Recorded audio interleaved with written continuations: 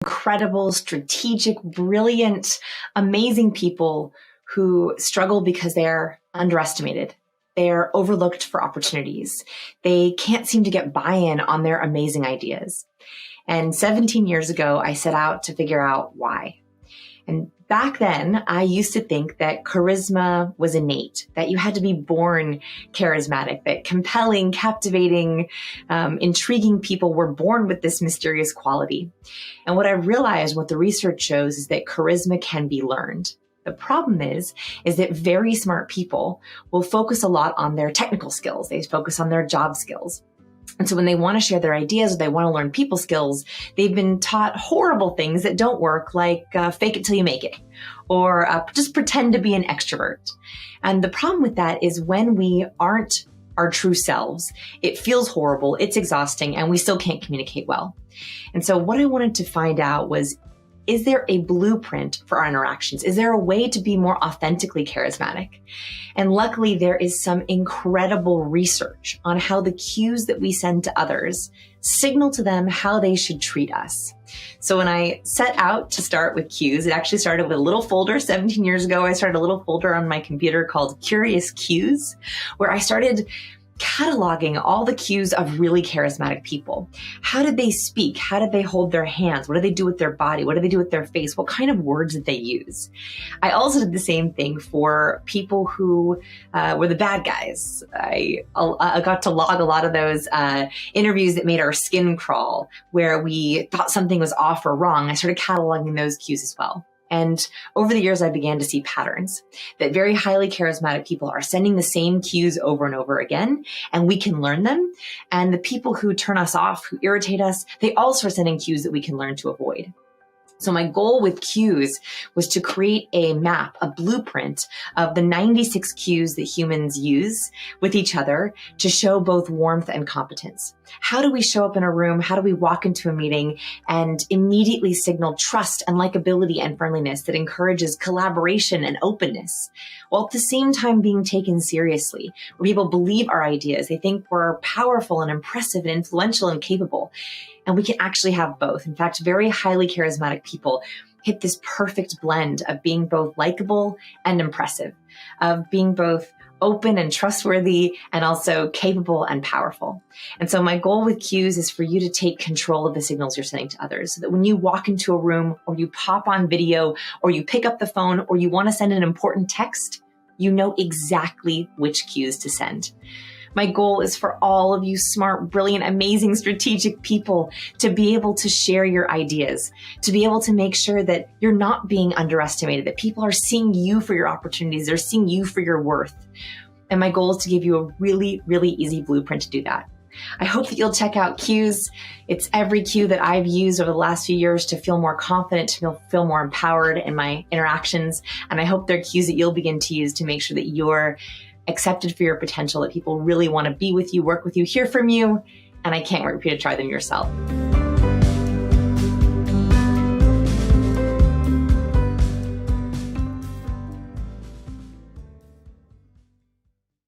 There are so many hidden secret cues that I found while analyzing Bill Clinton for my new book, Cues.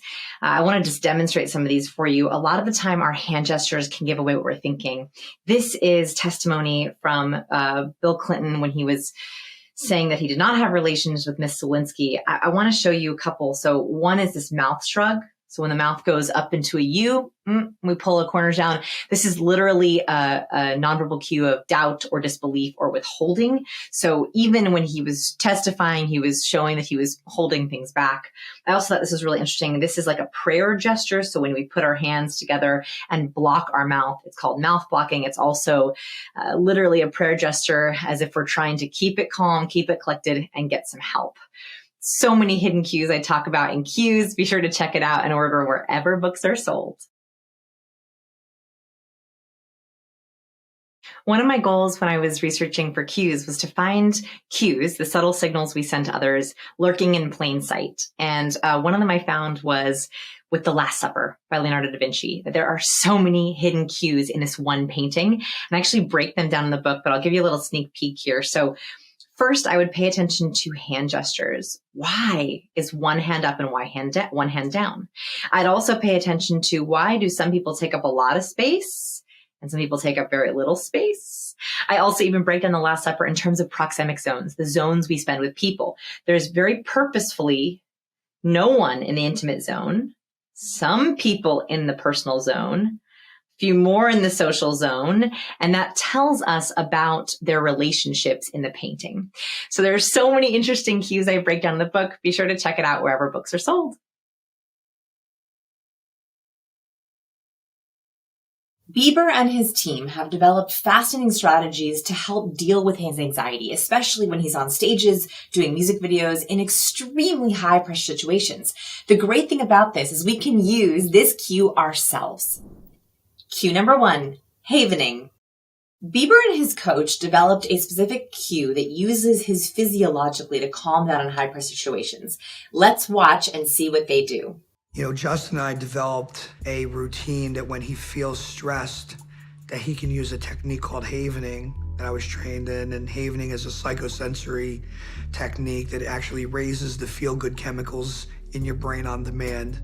It's basically like a self-soothing thing. Everybody kind of has their own version of havening without even knowing it. It's like when you're a little kid and you suck your thumb.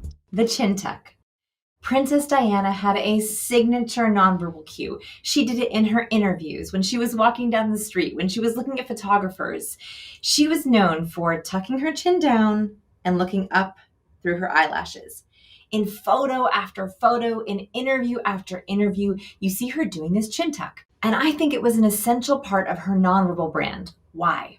The chin tuck is a protective gesture. It's a protective cue. That's because when we tuck our chin in, we protect one of the most vulnerable parts of our body, our jugular. So when we're feeling nervous or shy or ashamed or scared, we'll often tuck our chin in to protect this part of our neck, to protect our jugular. It's totally subconscious, totally instinctive. When she did this, I think it made us want to protect her.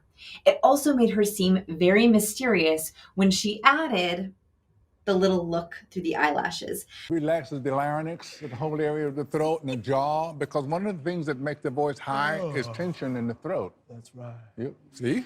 Already. Yeah, it's already coming out. Look at that. Yeah. Imagine how you would sound in a week. Mate. I'm turning my cell phone. Sound. Okay, so I love this tip. I actually spend 2 whole chapters in my book, Cues, talking about vocal likability and vocal power. And this builds on exactly what Morgan Freeman said, which is that the more tension we have in our body, our vocal cords, and our mouth, the worse we sound, the less likable we are. We don't like hearing people who are tense because, again, we could catch that tension. So I love this tip, and let's try it together. So give me a little yawn. And now, imagine if I were to talk like this. Now, this is a little bit much my vocal relaxation, but it's relaxing. In every chapter, the way that I like to think about writing is I always have a really powerful piece of science and then a case study with a real person and then an action step. So for example, right in the introduction, I talk about how some of these cues happen on Shark Tank, and I break down a little cue that Mark Cuban shows in a pitch. On Shark Tank, we did some analysis. We wanted to know what's the difference between successful pitches and unsuccessful pitches. So we discovered that oftentimes sharks will give away their hesitations with their nonverbal cues. So right in the intro of the book, I talk about Mark Cuban's secret cue, which is called a mouth shrug. So a mouth shrug is really interesting because it's an upside down U of your mouth. So your mouth actually goes into an upside down U. Oftentimes, we also pull our eyebrows up and sometimes even close our eyes. This is a very, very typical cue that you'll see when someone doesn't believe something. It's a cue of disbelief. So a mouth shrug is literally upverting your mouth so that you cannot speak out of it. So when someone goes, they're disbelieving, in doubt, trying to not say something.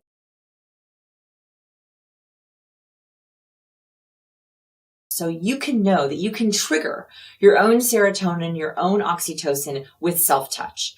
What the docuseries didn't mention, of course, because it was not a self-help video, is that there's two different kinds of ways you can use havening. The first is when you're by yourself. So when you're by yourself and you're in a high pressure situation, like you're trying to create something or you have a creative block or you're getting ready for something big, you can use any kind of self-touch, just like Bieber did when he rubbed the back of his head. I'm not going to do it because it will mess up my hair, okay? So you can rub your hair, you can rub the back of your neck, you can give yourself a self-hug. Sometimes actually giving yourself a self-hug can make you feel held. Oh, that's nice. That's nice. That was so nice. What was I talking about? So that was so crazy. So I just did havening. I just did havening for you. And I gave myself a self-hug. And then I was like, I feel great. I don't need to keep doing this video. What? Listening sounds are non-word exclamations of joy, interest, and intrigue.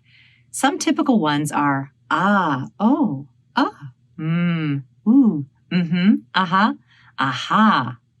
These are the noises you make when you listen. You make these sounds to show someone you're engaged. These instantly improve your vocal warmth. If you've ever been told you're cold or intimidating or make people nervous, here's an easy remedy. Start using non-word vocal invitations with others. If they say something interesting, say, ooh. If they pause in thought, say, mm-hmm.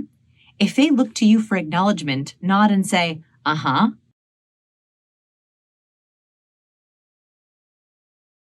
Research finds that improving your ability to read nonverbal cues really pays off. Nonverbal prowess is a skill that is helpful in almost every area of life, socially, romantically, and professionally. One study found that people with strong nonverbal cue recognition earn more money in their jobs. Why? Being able to quickly and accurately read emotions gives you an incredible advantage in the workplace. Understanding nonverbal cues can help all of your relationships. Researchers found that students who made more errors decoding the emotions in facial expressions and tones of voice reported significantly less relationship well-being.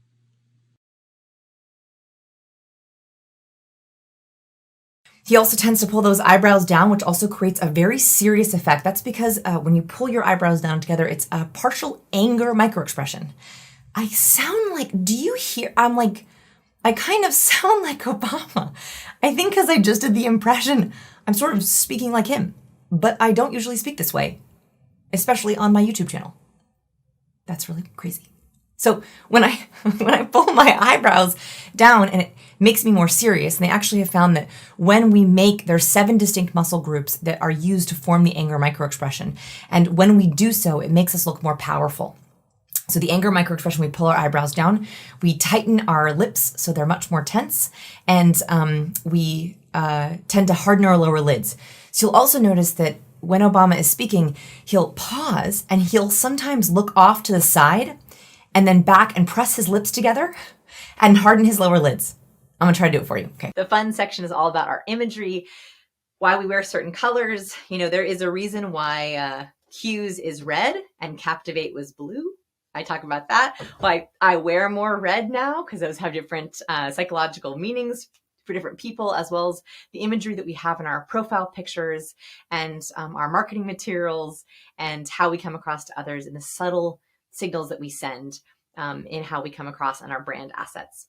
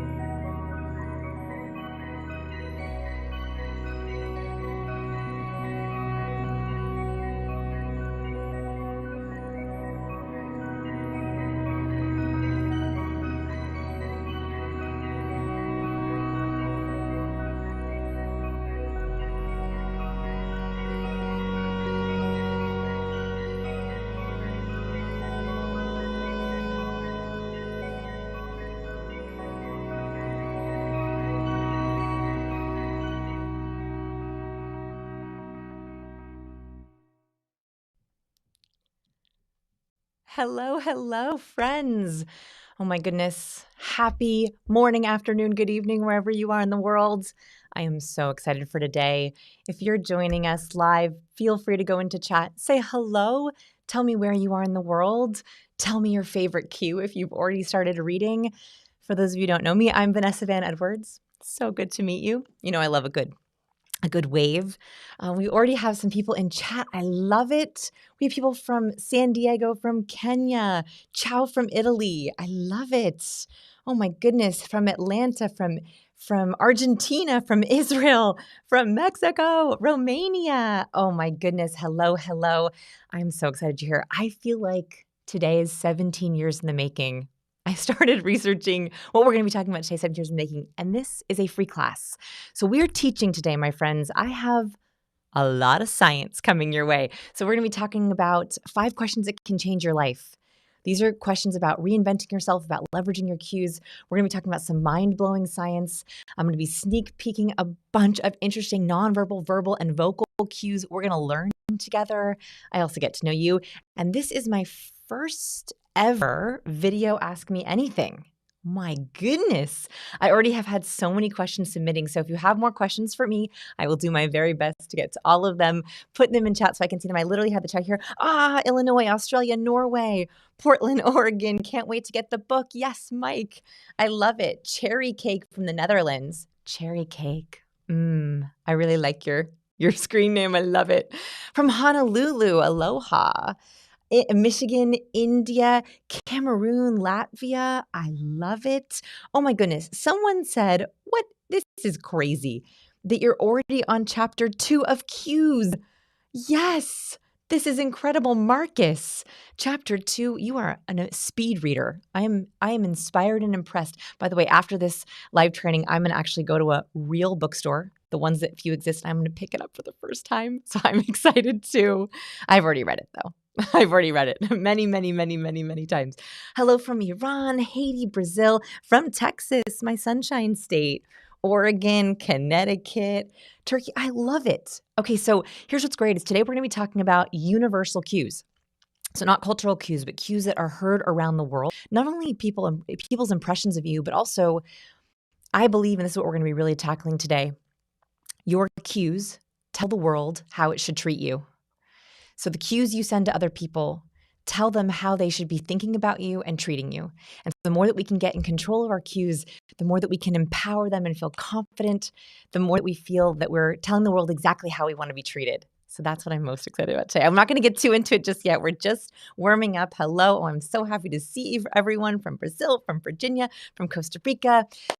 Okay, so agenda today. Are you ready? So first, we're going to play some games, because I like some games. We're going to be actually playing games, a couple games today. We're going to be doing some LinkedIn makeovers. I'm also going to be showing you some profile pictures from you. So over the last week, I've been asking you to submit your questions and submit your profile pictures so that we can do some voting. And I actually want your help. So we're going to be voting on people's profile pictures so we can tell them if we prefer image A or B. We're going to be doing some LinkedIn makeovers. I'm going to be sharing some mind-blowing science. We're going to be diving deep. So I think I'm ready. Are you guys ready? I'm ready to let's do some science. Okay, so we're gonna do some first of all, I have to say some major gratitude. Friends, I am so grateful for you. Everyone who is pre-ordering the book, who has picked up their copy and taken a photo and sent me these well wishes, you are making my life. I am so, so honored. Thank you, thank you, thank you. This book I've been working on for 17 years. I'll tell you the story a little bit later, some funny behind the scenes of how this started. So for those of you who have picked it up, who've shared with me, who've shared with your friends and followers, I am so, so grateful. So the next kind of fun challenge I thought I'd give. So I like challenges as I read, right? When I get a new book, like my favorite thing is to have little missions that I can do along with it. So here's my challenges. I want you to show me your cues. Okay, here's what I mean. And you can even use the hashtag show me your cues. I love a good hashtag. So first, I want to see your steeple, right? Your steeple. By the way, this is super empowering. Like when you do this together, this morning I was on CBS Mornings. It was amazing. You can go watch the replay. It's already up. And we all tried the steeple together. There's something very grounding about it, right? It's, very grounding. So if you want to do that with me, you can. I love it. So show me your steeple. I want to see your steeple. And I want to see your cues face. right? Like, it's so funny. I showed one of my friends when the cover became revealed. She goes, "Oh, you're so serious." And I do smile up, but this is my cues face. So show me your favorite, your steeple, your cues face, also your favorite cue. So there are 96 different cues in the book. Show me your favorite one. I'm kind of curious. Is it possibly the blue steel or the lower lid flex? So you're going to get to this, I believe, in chapter number 5. So a lower lid flex, we're going to talk about it. So we harden our lower lids. It's sort of a smize or a blue steel. So if you watch Zoolander, it looks like this. Can you see that? So take a picture of your favorite blue steel or surprise me. Send me something good. I like all those different cues. All right, let's dive into some science. All right, let's get started. Okay, someone said ready. Perfect. All right, here's the first question, and this is a multiple choice question. Put your guess in the chat, please. This science shocked me. So this is a huge research experiment which we're going to go through, and it is going to ground us for today. What's the single best way to improve your performance at work? What did this study found? I believe they analyzed 58,000 working hours over 11 different companies, so small, medium, large companies across different industries. What did they find is the best way to improve your performance at work? It's going to surprise you. It's going to surprise me. Okay, is it A, do 10 minutes of gratitude when you sit down at your desk? Is it B, write your goal list the night before work? By the way, I want to see your guesses. Oh, okay. Preetha guessed A. We have some A's already. Okay. C, sit near a window with trees. Sit near a high performer. Okay. Let's see. Across the board, we have a lot of A's, some D's. So, okay. We have a nice mix. By the way, I work so hard on the wrong answers for these multiple choice questions because I want to make it kind of hard. I want them all to sound like it could be that. It could maybe be that. So you're all making me very happy right now by having guesses across the board. It means there wasn't one obvious wrong answer. Okay. Jason said these would all help, but I'm going with D. Jason, ding, ding, ding. I'm going to send you a high five hug from here because you got the right answer. This study found that sitting near a high performer is the best way to improve your own performance at work. Does this not boggle your mind? And by the way, even on video, when you're sitting near a high performer in video, you're still sitting near someone.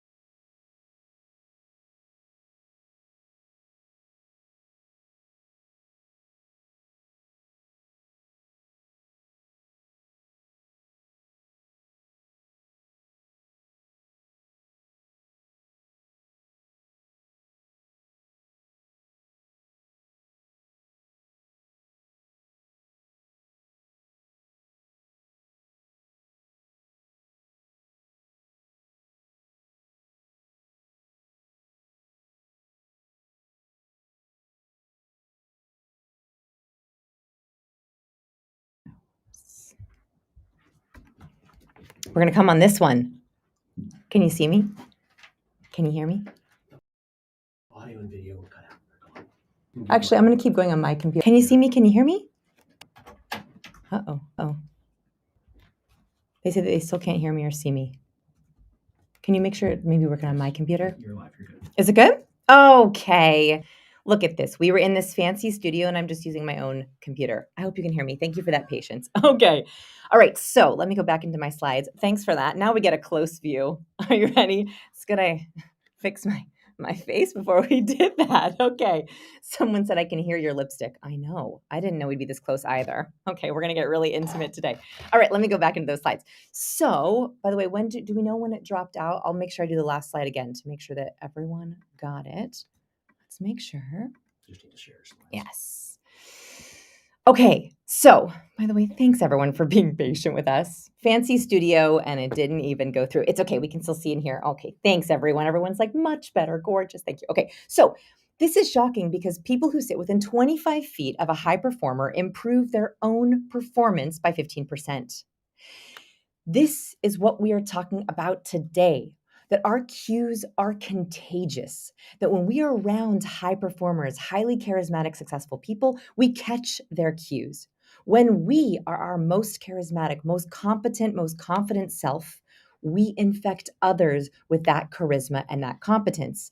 Here's the crazy thing. Here's the crazy thing. This works the other way too.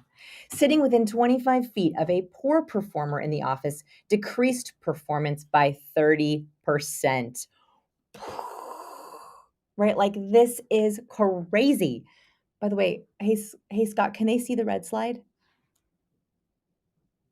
It's good? Okay, perfect. You guys can see that red slide, right? I just want to make sure I have these great quotes and graphics for you. So, not only do we catch the good cues, but we also catch the bad cues. That this is not just about sending off positive cues and informing people with our good cues. It's also about making sure that we are catching the negative cues. We are constantly catching cues. Here's the big question for today. Are they helping or hurting us? Are the cues that we're sending helping us or hurting others or helping others? Are the cues that we are getting, are they helping us or are they hurting us?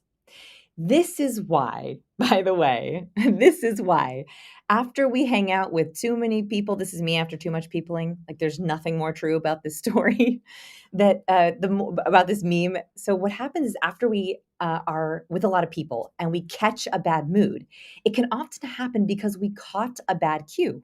So this is why we'll sometimes feel totally burnt out after a meeting. This is why we'll feel totally burnt out after a phone call. So after I get out of meetings or having too much people, I'm like, why am I so drained? Right? Or there's certain people where I notice I dread spending time with them, or after I'm with them, I feel like, oh, I'm not my best self.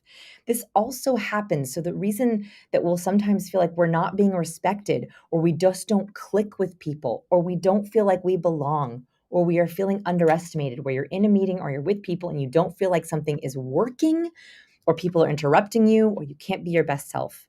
It might be because you are unwittingly catching negative cues, that you don't realize that you're getting cues that are being sent to you that are affecting your own performance. Oops, I'm doubling up. Hold on.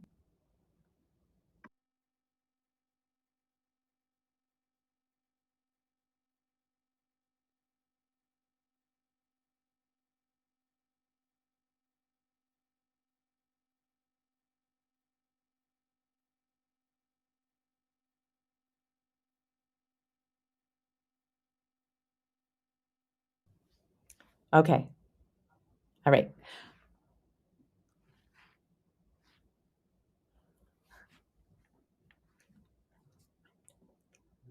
I'm doubled. I can't. So should I take these off? Hey, Scott, I can't talk because I hear. Do I take off my headphones? My goodness gracious. Thanks, everyone, for your patience. All right. So let's go back into my slides. Okay, so what happens is when we catch all these cues, we unwittingly, it's affecting our charisma. It's affecting all these negative things. And so our cues are the answer. Let me explain how cues work. So I've been mentioning cues a lot already, is that cues are the powerful social signals humans send to each other. And there are 4 different channels for cues. So we have, and we're going to be talking about all 4 of these today. There are 4 different channels for the way that we send or transmit cues to each other. The first is nonverbal. So nonverbal cues are incredibly important. Research finds about 60 to 95% of our cues are nonverbal. This is really important because most of the time we prep our verbal, right? We put all of our eggs in the verbal basket. We present a script or what we want to say, but actually our nonverbal or our body language matters even more than our words. So nonverbal is the first big communication channel. This is also how I organize the book. So when I was thinking about how do I want to organize these cues, I split them up into these 4 parts. Nonverbal is the first part of the book. The second part of the book is vocal. So how we deliver our words, our pace, our tone, our cadence, the volume of our words, all those vocal cues matter in our delivery and how they're picked up. Last one is, of course, actual words. And then the last one is imagery. Imagery is the colors we wear, the ornaments we wear, what's behind us in our background, and our images. So let's play a little game. And by the way, Claudia said cues are signs. Yes, cues are like social signals. They can also be seen as signs. It's a good way of thinking about it. Okay, let's play a game. You ready to play a game? All right. I want you to imagine yourself in a typical meeting you go to. So whatever typical meeting, I want you to imagine yourself into it. That could be a video call or a virtual meeting or walking in person to a meeting. So imagine yourself going into a typical meeting. And now imagine you start to give an important update. So this could be an important update on a project you're working on. It could be your introduction. I want you to imagine yourself giving it. And then I want you to imagine that you look around the room or you notice in a little video thumbnail that a colleague rolls their eyes and frowns. Okay, imagine this for a second, right? Like, oh, strikes terror in the heart, right? The moment you see a cue of social rejection, it's like, no. What research found is that when we see a cue of social rejection, it actually increases our field of vision. Now imagine this for a second. You're on a video call and you see a colleague eye roll. Give a little eye roll. Or you hear a, or even a dismissive tone of voice like, great idea, right? Where you know that's just not, that you know that vocal power is off. That cue of social rejection increases your field of vision. It actually changes your physiology. And that's because our cues are essential to our survival. Our brain is constantly looking for cues on how we should be treated, how we should think, what we should do, how we should behave. And so even without realizing it, we are constantly looking for these cues. That is why that original study about high performers and low performers, we are constantly looking to people around us to think, how are they acting? And that informs how we should act. So if you spot a negative cue, it changes your physiology, it widens your field of vision because your body wants to see, is there another cue of social rejection? What's my escape route? What should I do next? Cues inform our own body on how to best serve us. Here's what's incredible. The reason why we can feel inexplicable dread, the reason why you can leave a video call or a meeting or a social gathering and feel such burnout and not know why, is because you were likely getting negative cues that you didn't know what to do with. The good news is the moment you label a cue, you take control of it. The moment you label a cue, it disengages its power in your brain. And I want to show you an example of how this works. So this is Dr. Matthew Lieberman, researcher from UCLA. What he did is he showed people pictures of the fear microexpression. So you can see that this, when we do fear, by the way, you can see me demo it now. So we raise our eyelids up, we raise our eyebrows up, we kind of look like that, right? That's fear. So when Matthew Lieberman put people in a brain scanner and showed them a picture of fear, he noticed that people caught the fear, that when they saw a picture of fear, their own amygdala began to process fear, it began to activate as if they felt afraid. But the moment that Dr. Lieberman told them, label it fear, and the people in the MRI said fear, it disengaged their amygdala. In other words, the moment you label a negative cue, it stops affecting you. That is why labeling, naming and taming, which is why we've been talking about naming and taming in the past, is that when we label something, we immediately take control of it. It lowers its effect on us. Here's what's incredible is negative cues inhibit our functioning. When we have a negative social cue, that actually makes us feel less creative. It inhibits our brain activation. Oh, 1 second. Would you mind unplugging those so I can hear myself? And then would you mind making me half screen with the slides? That'd be great. Thank you so much. Then I can demo. Yay, I can demo for you. So what most people don't realize is we think, oh, if we're in a professional setting, these cues can't really affect us. But actually what they found is the moment we spot a negative cue, it actually shuts down our creativity. It shuts down our collaboration. It's why we are desperately trying to get work done, but one bad email or one bad conversation can inhibit things. And what's incredible is we process social pain, so socially difficult cues, in the same part of the brain that we process physical pain. So it is so distracting. It's like having a throbbing headache. That's why some of these negative cues can be so insidious. So this is me back in 4th grade. Oh man, so many of you know I'm a recovering awkward person, and I have really struggled with always feeling like I just never belonged. I had a strong sense of feeling like I just never fit in anywhere. And when I looked back and when I've looked back at why I felt that way, because I felt that way for so long. And if this is anyone listening, I totally understand where you're coming from, because that feeling of not being okay, not feeling you belong is so not only terrifying, that social pain is processed with physical pain. It shuts you down, right? It makes it really hard to be your best self. When I look back, I know why this is happening now. And I hope this will provide some clarity for those of you who are listening. What was happening, I think, is first, there's two things. I did not know how to process social information.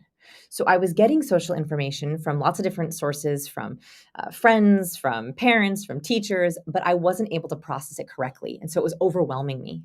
If anyone has this social overwhelm, that was a feeling that I had almost constantly. The second thing that was happening, and this carried on many, many, many years, is I was misinterpreting cues. Specifically, I was misinterpreting neutral cues as negative. So there's two sides of the cue issue that I think we're facing. One is not knowing how to handle negative cues that are being sent to us, right? Having that fear come towards us and having it inhibit our brain and not knowing why. That's the first part. But the second one is even more insidious. The second one is people are sending me neutral cues or even positive cues, and we are misinterpreting them as negative. If you are hard on yourself, if you get down on yourself, you might also struggle with this. My husband and I would joke. I would be in the car after a dinner, and I would say, "Is she mad at me? Does she not like me? They hate me. They hate me. I did a terrible job." He'd be like, "What are you talking about?" And that's because I had this negative bias with my social cues that I was misinterpreting things as negative. And so I don't know which side of the side of the pie you're on, but I want to help with both. This is a perfect meme to describe how I used to feel. I don't know if this is anyone else is. Mhm. Anyone, you look nice today.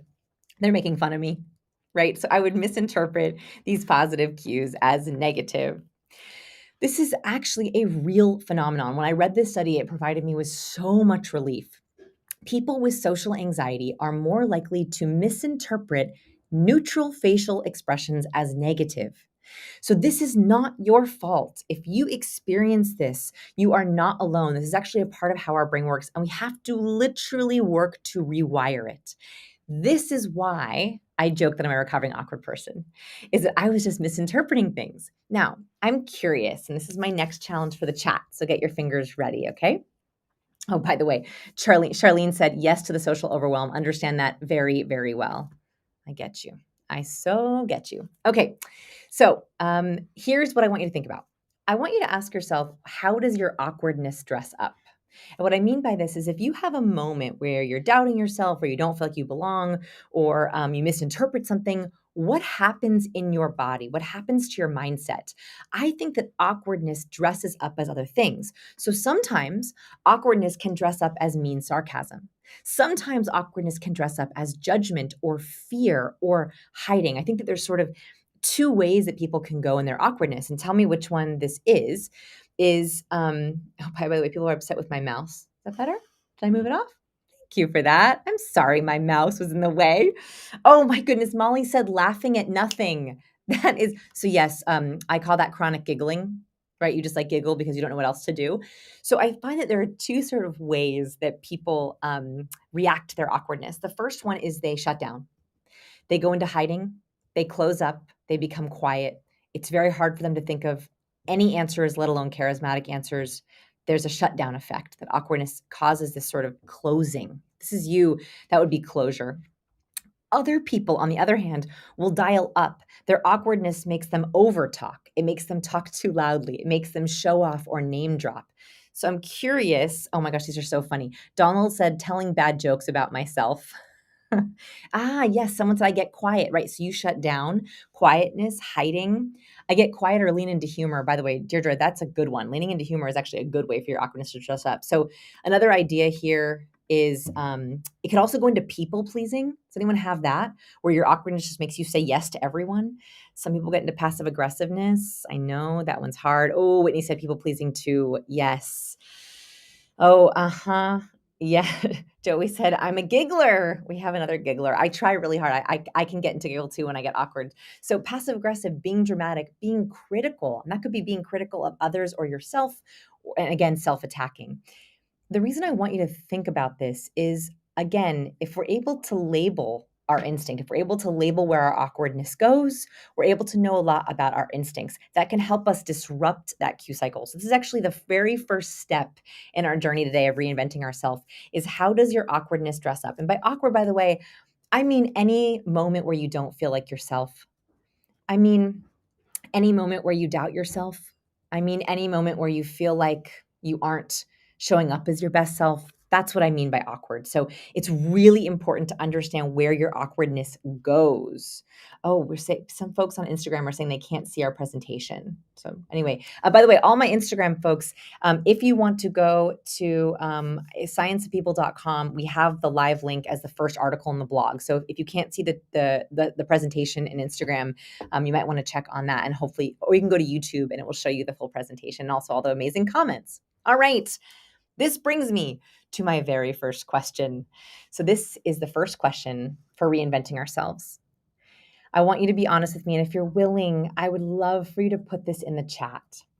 If someone were to meet you and then tell me about you, how would they describe you?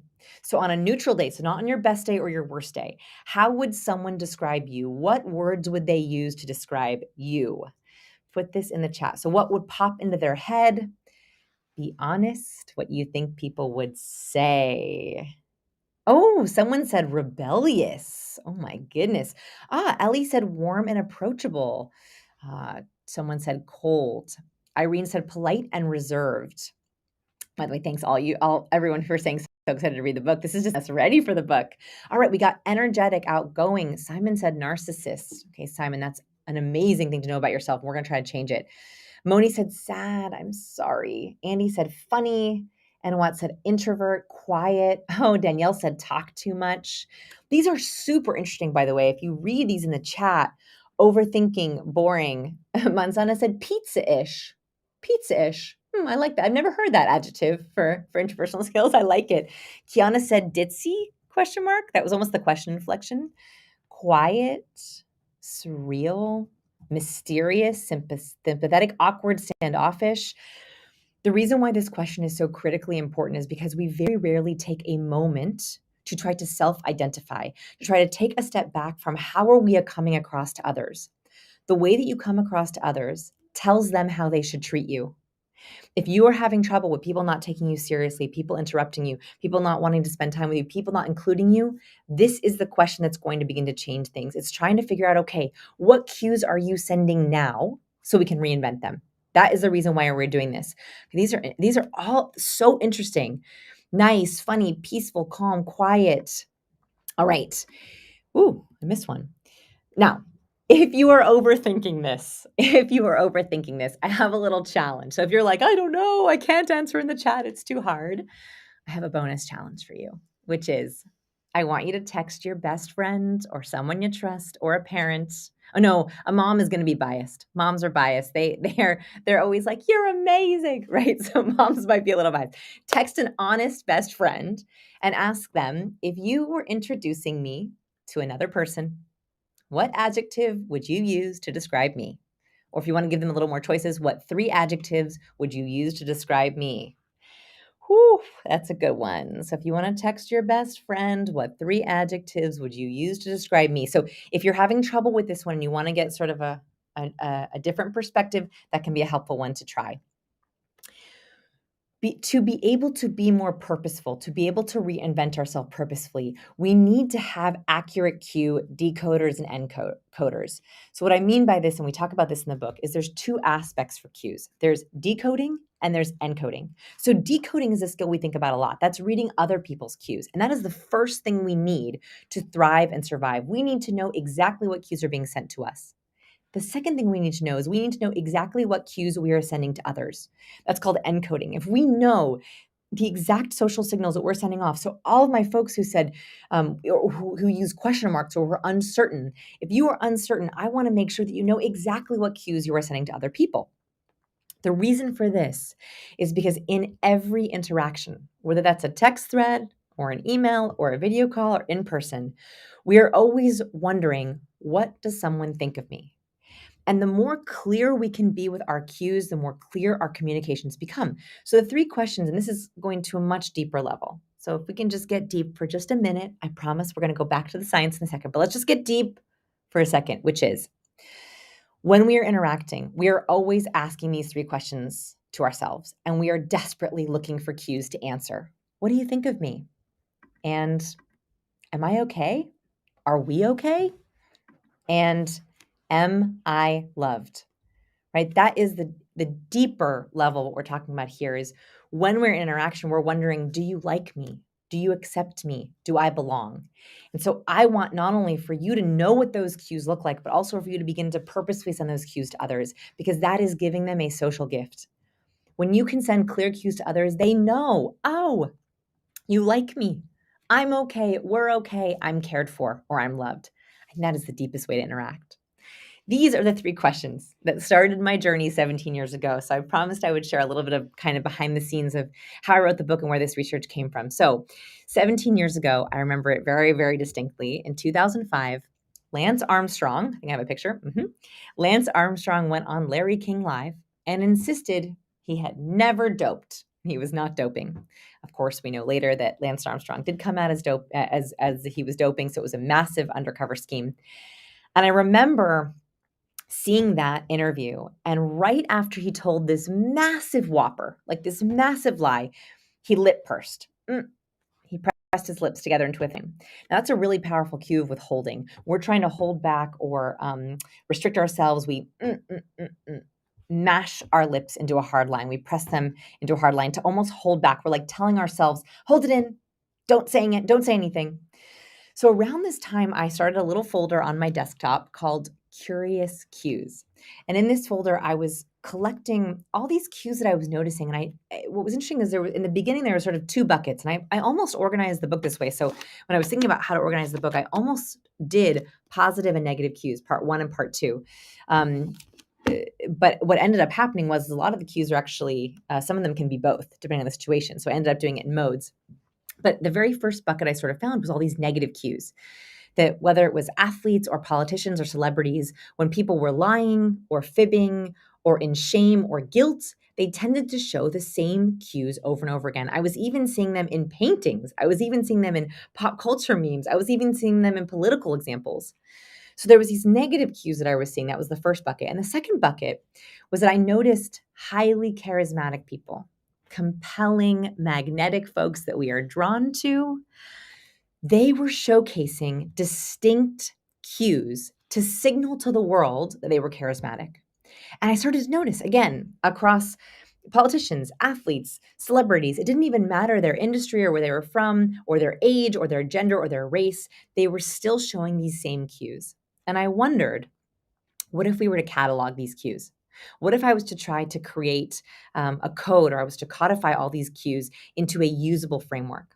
That was the start. And by the way, it was purely from my own research in the very beginning. I thought, I wonder if I could just code what all these charismatic people are doing and then learn it. Because I used to believe that charisma was innate, that you either were born with it or you weren't. Luckily, charisma, and specifically charisma cues, can be cultivated. So today I want to talk about how we do this, especially with our brain. So your brain is already a cue reading machine. In fact, the amygdala, and by the way, the amygdala does a lot of things, so I'm simplifying it for our purposes. The amygdala can identify an emotion within 30 milliseconds. Again, our brain is constantly searching our environment for cues that are either negative or positive, because that inform how we want to act, how we want to behave. I feel that learning the language of cues, there's already this hidden language being spoken. If we learn how to speak it, we are leveraging a superpower that we already have in our brain. And I believe that when we miss cues, that is missed opportunities. And this goes both ways. So positive cues, if we miss a positive cues, that could have been a signal to capture. That could have been a moment of agreement or a moment of mutual liking that we should have capitalized on. On the negative side, a negative cue that we miss could be a red flag that could have been more information. That could have been an opportunity to dig deeper. And of course, Of course, missed cues can also be awkward. So, not only are cues missed opportunities, I also think this is oftentimes very simply, right? Like, do you high five? Do you handshake? Do you fist bump? Super awkward. Another one, see if this is one familiar to you. When you wave at someone and they don't wave back, right? There's nothing worse than being like, oh, hi. Right? So, missed cues also create all kinds of awkwardness.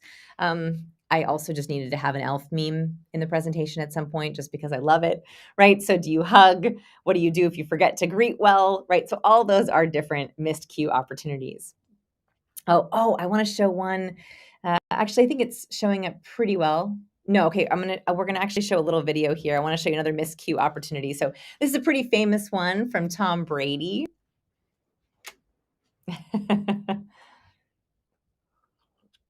Right. So this was a missed cue. Tom Brady was looking for a high five and then no one would high five him. So awkward. By the way, there's no audio on this video. It's just we're just demoing it. So I thought this one was so funny because it was the perfect miscue that made him super awkward. I think that if we begin to cultivate cues that showcase who we are, that showcase who we really are, this helps us feel like our authentic best self. And it also helps us recognize truth in others. It also sees others for who they truly are. Now, I want to show a video, and this is a video that I want to, yes, it's so awkward. He tried so hard. I know. I love that Tom Brady video.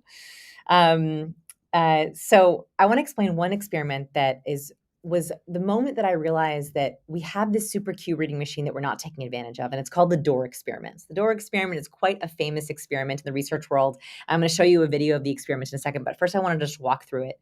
So what they did is they had two research assistants carry a door, right, together. So they were carrying a door, and they had people walk up to someone and ask for directions. And then as the person was asking for directions, they had the people carrying the door walk between them and then switch places. And then that person who originally asked for directions continued to ask for directions. What they found is that most people didn't even notice those people swapped. In other words, they didn't even notice they were talking to a new person. What this shows us is that if we are not aware of our cues, we often can miss entire changes of people who are in front of us. So my hope is that by learning some of these cues, by getting more specific about our cues, we begin to see who is actually in front of us. So we redid the door experiment on the streets of Portland, Oregon. This was a couple of years back. And I want you to pay attention. In this video, you're going to see what we did is I asked someone for directions. It's totally silent, so don't worry if there's audio. I asked someone for directions, and then I switch partners with my research experimenter, and then they continue talking to the new person. And I believe every single person except one did not realize that I had switched places with my research experimenter. You can take a look at it.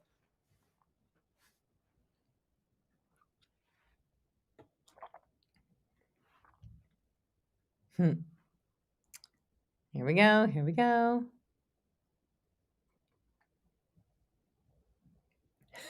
People just continue talking like it was the same person who asked for directions. Here we go again.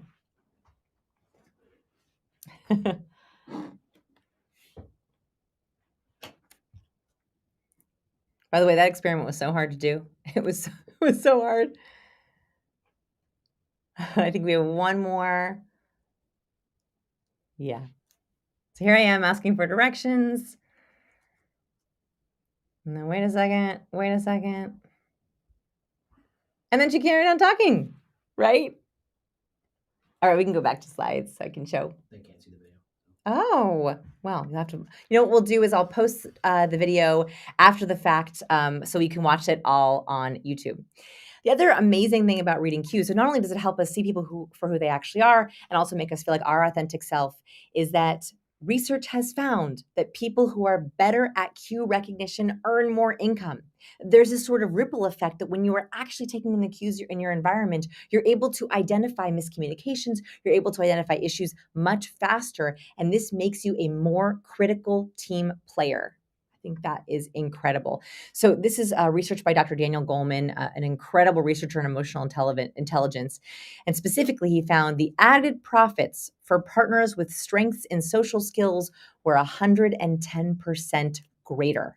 So investing in this is not just feel good. It's not just good for our charisma. It's not just good for other people to like us more. It actually serves us better when it comes to our paydays. It actually makes us more critical and more valued team players.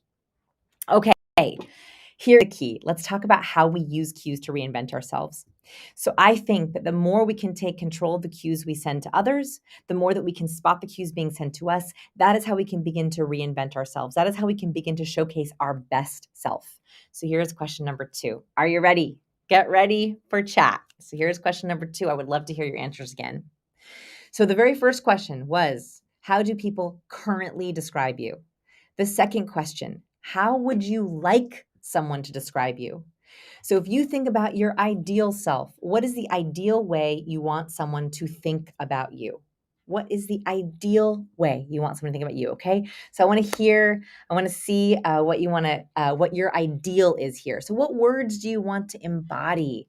When you show up on video, when you show up on a date, when you show up in a meeting, when you show up in a conference, what do you want people to think? Dream big. I want to hear some good ones. All right. Influential, confident, unforgettable, warm and friendly, authentic. Oh my goodness. These are so good.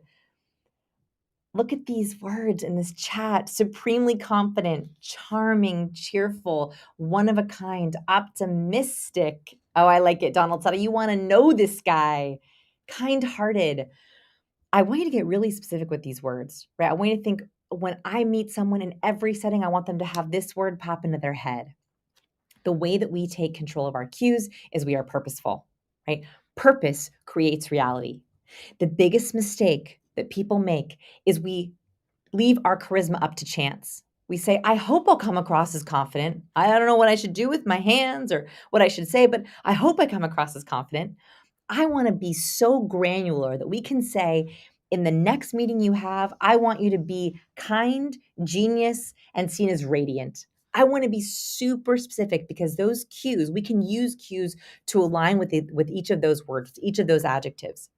Here's a metaphor for you. I love a metaphor. Love a good metaphor. So here's how I like to think about cues when I was trying to explain how this works. Your ideas are like a car. So imagine that when you walk into a meeting or you're pitching yourself, your ideas are like your car. Your cues are the gas or the electricity if you have an electric car. Your cues are what get your ideas to move. Your cues are what get your ideas to the right people and to the right places. So you can have the best ideas in the world. But if you have no juice, if you have no gas, if you have no electricity, your cues don't move. And this is the problem that's facing so many smart people is they have great ideas. They have so much to offer, but they don't have enough juice. They don't have enough juice to get their ideas to the right places. I also think that cues can soup up your car. Cues can pimp out your ride. So even with the right cues, it also makes your ideas look even better. I also just love this picture of how they make our car even better. Let's do some more fun examples, right? So I want to show you a couple different ways that cues are kind of in every area of our environment. Cues are everywhere, from profile photos to fonts to emails to video calls to video chats, even what's on your desk or what's in your Zoom background. So let's play a little game. So I posted some of these on social media. So if you saw these already on social media, you are going to have an advantage in this game. But here is the game. I'm going to show you 11 different cues, and I would like you to guess what cue I am showing you. Are you ready? All right, I'm going to show you the very first cue, and then I want you to see if you can spot it. All right. What is this cue? What is this cue? Let's see who gets it first. What is this cue? Anyone know what this one is? It's a body language cue. Yay, Amy got it. Yes, the smirk trend got it. This is the contempt smirk, a one-sided mouth raise. So this was the smirk heard round the world.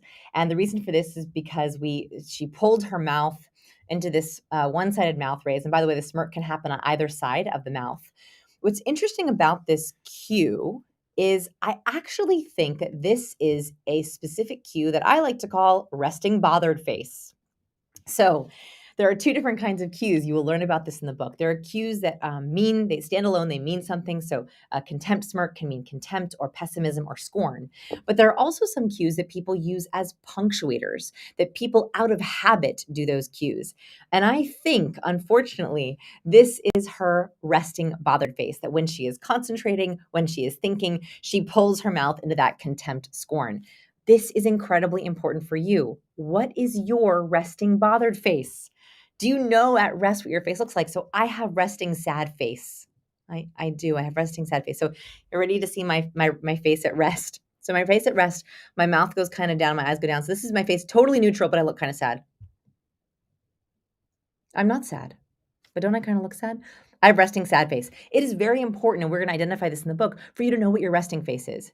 That is because when you're listening on video calls, when you're listening in meetings, when you're listening to your partner, you should know at rest what your face looks like. So I think this got her into trouble, even though it was actually only her resting face.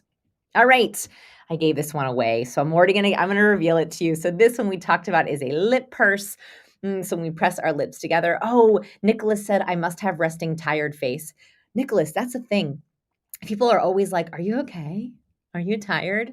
It is not just you, my friend. That is actually could be how your face is at rest. That is a very good thing to know about yourself. Okay, yes, this is a lip purse, as I talked about. A lip purse is a universal withholding cue. I really like to think about the lip purse in terms of when you're talking to someone and you're asking or trying to get important information, and they go, that is your opportunity. A lip purse is an opportunity for you to say, are we all good? Does this all make sense? Are we on the same page? Do you have any questions for me? Let me go back and re-explain that. A lip purse is an opportunity. So I always want you to be on the lookout for accidental lip purses to see if you can dig a little bit deeper. All right, what's this one? The Mona Lisa. What is a hidden cue? It's not so hidden, actually, in the Mona Lisa. Mm-hmm. What is it? What is it? Someone said, I also frown when I'm thinking, and people always think I'm mad. Oh, man. So that's probably resting anger face. So resting anger face can happen when we pinch our eyebrows together and these two vertical lines appear. So I wonder who was resting anger face? Just want to make sure I have it. Audra. So Audra, it might be that you're wrinkling these eyebrows together and these two vertical lines appear, which can look like concentration, but could also look like anger. All right, let's see. Folded hands, bored, protective, closed off. Okay, so there's actually a couple different cues in the Mona Lisa. This is closed body language. You're absolutely right. So there is a major difference, by the way, between this cue, right, resting my hands lightly together, which looks relaxed and put together, and this cue. Right? This is almost like a hand hug, right? So just try this with me. So wherever you are, if you're standing or sitting, I just want you to try lightly crossing your hands over one another. This should feel relaxed, at rest, calm. Now try a hand hug. So try putting your hands together just like Mona Lisa did. It should feel a little more protective, a little more closed, almost like locked, right? If you try that together, that kind of self-grip, it actually feels different. What's amazing about our cues is they create these loops. So even just holding our hands like this can be more relaxed, and holding our hands like this can make us feel more closed. And I talk about this research in the book, which completely blew my mind. They found, yes, exactly. Someone said that makes me feel like hugging myself. Yes, it's a much more protective gesture. What research found is that when they had people try to be creative in a closed body posture, so if they had them sit in a closed body posture and try to be creative, they actually had more trouble being creative.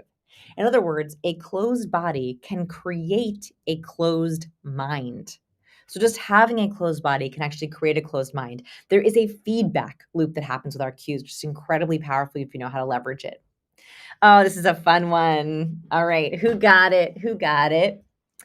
What's this one? What's this one? And yes, it's blue steel, but what's the actual cue here? What's the actual cue? Get my coffee for us. Any ideas what this is? So blue steel, I think, was kind of famous for a reason, right? So it's kind of a purse. Someone said fish lips. Yes. Smize is there. We're almost there. Flinty eyes. Thank you. So funny little pop culture note here is Ben Stiller and Will Ferrell came up with the idea for blue steel because they said they noticed that Pierce Brosnan would always go on the red carpet and harden his lower lids. That little squint. It's called a lower lid flex. So yes, another way to think about this is flinty eyes. But they noticed that Pierce Brosnan, no matter what red carpet he was on, he would always give a flinty look. Now just try this for me. So wherever you are, harden your lower lids. You will actually see more details. And the reason why this is important is because biologically, when we open our eyes wide, we're trying to take in as much as possible. We just are taking in more of our environment. When I'm trying to see details, I'll squint or harden my lower lid, and that reduces the amount of light that can come into our eyes, which makes us see more details across the room. This is why this cue is a cue of intensity. I talk about this cue in the book, and I joke with our readers, which hopefully you'll get to that part, which is that I notice that in the People's Sexiest Men Alive, almost all those sexy men in People magazine tend to have a hardened lower lid. And the reason for that is because we like when people look at us with deep intensity. It means they're really scrutinizing us. They're really looking at us. They're really thinking carefully. This is a great one to both decode and encode. It's great to know when someone is thinking deeply about what you're saying. It can also be a signal that someone might be going into suspicion. So that would be a good time to say, make sense? All good? And then if you want to show intensity, it can also show great, like you're listening very, very carefully. It's kind of a fun one. All right, what's this one? On Tony Robbins. This is actually the cover of I'm Not Your Guru. What is this one? What do we think? Anyone know this expression? What he's doing? Interested. Someone said interested. Kevin said this is great. Thank you, Kevin. Wrinkled forehead. Yes. Even more specifically, Magnolia said compassion. Ooh, okay. Okay, now we got some right ones. Pinched eyebrows. I'm very excited Magnolia said compassion. Here's why. This is pinched eyebrows. It is on the way to a sadness microexpression. So a sadness microexpression is one of the universal microexpressions. When we pinch our eyebrows together, we droop our lower lids and we kind of droop the corners of our mouth. I thought it was really fascinating that Robbins chose this expression on the cover of his documentary. He didn't show a picture of him smiling or on stage. He showed a picture of sadness. And Magnolia is right in that it showed, and also Alex said sympathy. It shows that whatever he was listening to made him feel empathy, compassion, and companion sadness. So when we see cues that are mirrored, it also tunes us into a certain level of compassion. I'm actually going to deep dive. I'm going to show a little video of this clip in our masterclass when you pre-order Cues before March 4th. And I hope you've already grabbed your copy. If you haven't, grab your copy before March 4th, because then I will give you a link to our masterclass. So next week, I'll be doing a masterclass where I will be diving into video examples and demos of much more than these cues, but I'm going to be talking in depth about compassion and how our cues can trigger these mirrored loops. So be sure you get your copy before March 4th so I can send you a link to our masterclass next week. All right, what's this one? Cue number 6. Oh, and by the way, someone asked, what if we get the audiobook? Yes. So if you get the Kindle, the audiobook, or the hardcover, we would love to have you in masterclass. Of course. And I read the audiobook. And someone said, can I buy 100 copies? Yes. Yes. It would make me cry with joy if you buy 100 copies. All right. Amy got this right. Steeple. Oh, Blanche said curious. I like it. So this is the steeple, and I chose to do the steeple on the cover of this book. So the steeple is like a power pose for the hands. Just try this for a second. If you try this, you will begin to feel put together, composed, calm. You'll begin to feel a little bit more engaged. This is a very relaxing gesture. It's a very expansive gesture for our hands. It is a favorite of Shark Kevin O'Leary. You'll notice it on a lot of world leaders as well. The steeple is great if you want to show calm competence. So calm competence. I love this one to keep in the back pocket. All right, let's keep going. We have a couple more. By the way, I want to see your steeple. I love seeing a steeple. My secret hope with this cover was that I would get to see people's steeples. So take a picture with your copy and your steeple and show me it. I want to see it. Okay, so in chapter number 2, let's see if I remember. Chapter number 2. I do a deep dive of The Last Supper. I don't know if you can see that. I do a deep dive of The Last Supper. I want to give a little tiny preview here. So I love cues hiding in plain sight. I love when there's cues that are they're sending hidden messages to us. And so I analyze in depth The Last Supper. And I just want to talk about one cue. I talk about 15 cues in the book, but this is one cue. Do you notice? Oh, yes, you guys got it already. Kevin, a clenched fist. Gina got it. Diane got it right. So a clenched fist. Now, this is really interesting because a clenched fist is the opposite of a steeple, right? So when we are relaxed, when we feel confident, we have lots of space between our hands and our fingers. When we're angry, our hands have actually evolved to make a fist. This is our most defensive gesture. I thought it was very interesting that Leonardo da Vinci depicted Judas. So this is Judas in The Last Supper. He depicted Judas as the only apostle with a fist. And of course, we know this was a painting that held the hidden story, which is that Judas was about to betray Christ. And he gave this away with this anger cue, with this clenched fist. There's so many hidden cues in this picture, including the up and down hand. There's so many, I won't go over them all here, but there's some really fun hidden ones. See if you can see some of those hidden ones in your environment. All right, how about this one? This is almost actually two. I'll give two if anyone gets both of them. Oh, my mouse is in the way. I'm so sorry. All right, what do we think this is? What do we think it is? Oh, someone said not interested. Oh, that is such a good guess. That is such a good guess. I'm going to tell you why. That is such a good fake smile, contempt, head tilt. So you're getting a lot of them. So this smile, I actually think in this clip she was trying to smile. Now it's sort of a contempt smirk, but it's actually, I think, a partial smile that just doesn't reach all the way up into her eyes. So if you cover the bottom part of their face, you'll see that you don't actually see that smile, quote unquote, all the way up into her eyes. The only indicator of true happiness is when those crow's feet are activated. I really liked the guess of not interested. The reason for this is because we tend to think of people who give a fake smile like, yeah, cool. I'd like that, as not interested, because we are picking up on the fact they are trying to show us happiness, but they don't actually feel happy. Here's my big call to action. Please go look at your profile pictures. Make sure you are not accidentally showing a fake smile. Make sure that if you're either neutral, you can be neutral, or all the way happy, but no fake smile, please. We're going to activate those crow's feet. I think this one's pretty obvious, but I'll let y'all guess just because it's kind of fun. Any Matthew McConaughey cue is a good one. Any guesses here? Any guesses? Oh, Jose said, I'm a fitness dance instructor and I get those faces when it's not their favorite song. That is so funny, Jose. So when you're playing songs and people are like, yeah, great song, they're not actually into it. That is super interesting. Everyone got this one right. This is body mirroring. So in really good interviews, on really good dates, and I love people watching. Oh boy, do I love cute people watching. And this book will help you accelerate your people watching abilities. I know an interview is going really well or a date is going really well when people are mirroring, and it usually happens completely subconsciously.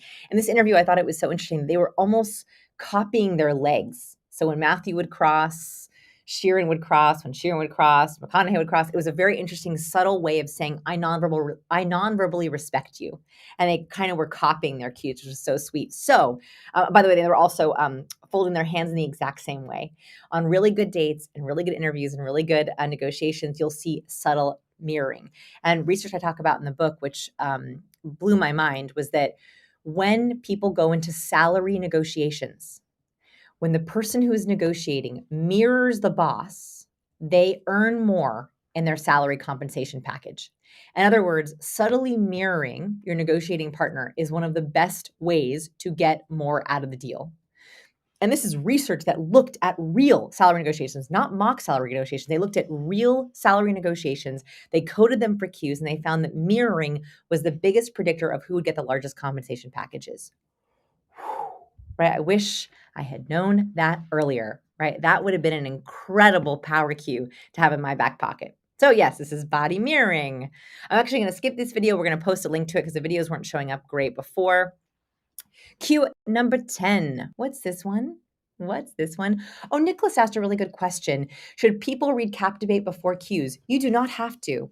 So I wish I had a copy of Captivate here. Captivate and cues, They're sister books. They can go great together, but they don't have to. So you're welcome to read Cues and then Captivate, or Captivate and then Cues, or both at the same time. Well, that might be a lot. So there's not one before the other. To not worry about one being, the beginner and one the master. They actually are quite complementary. They go well together.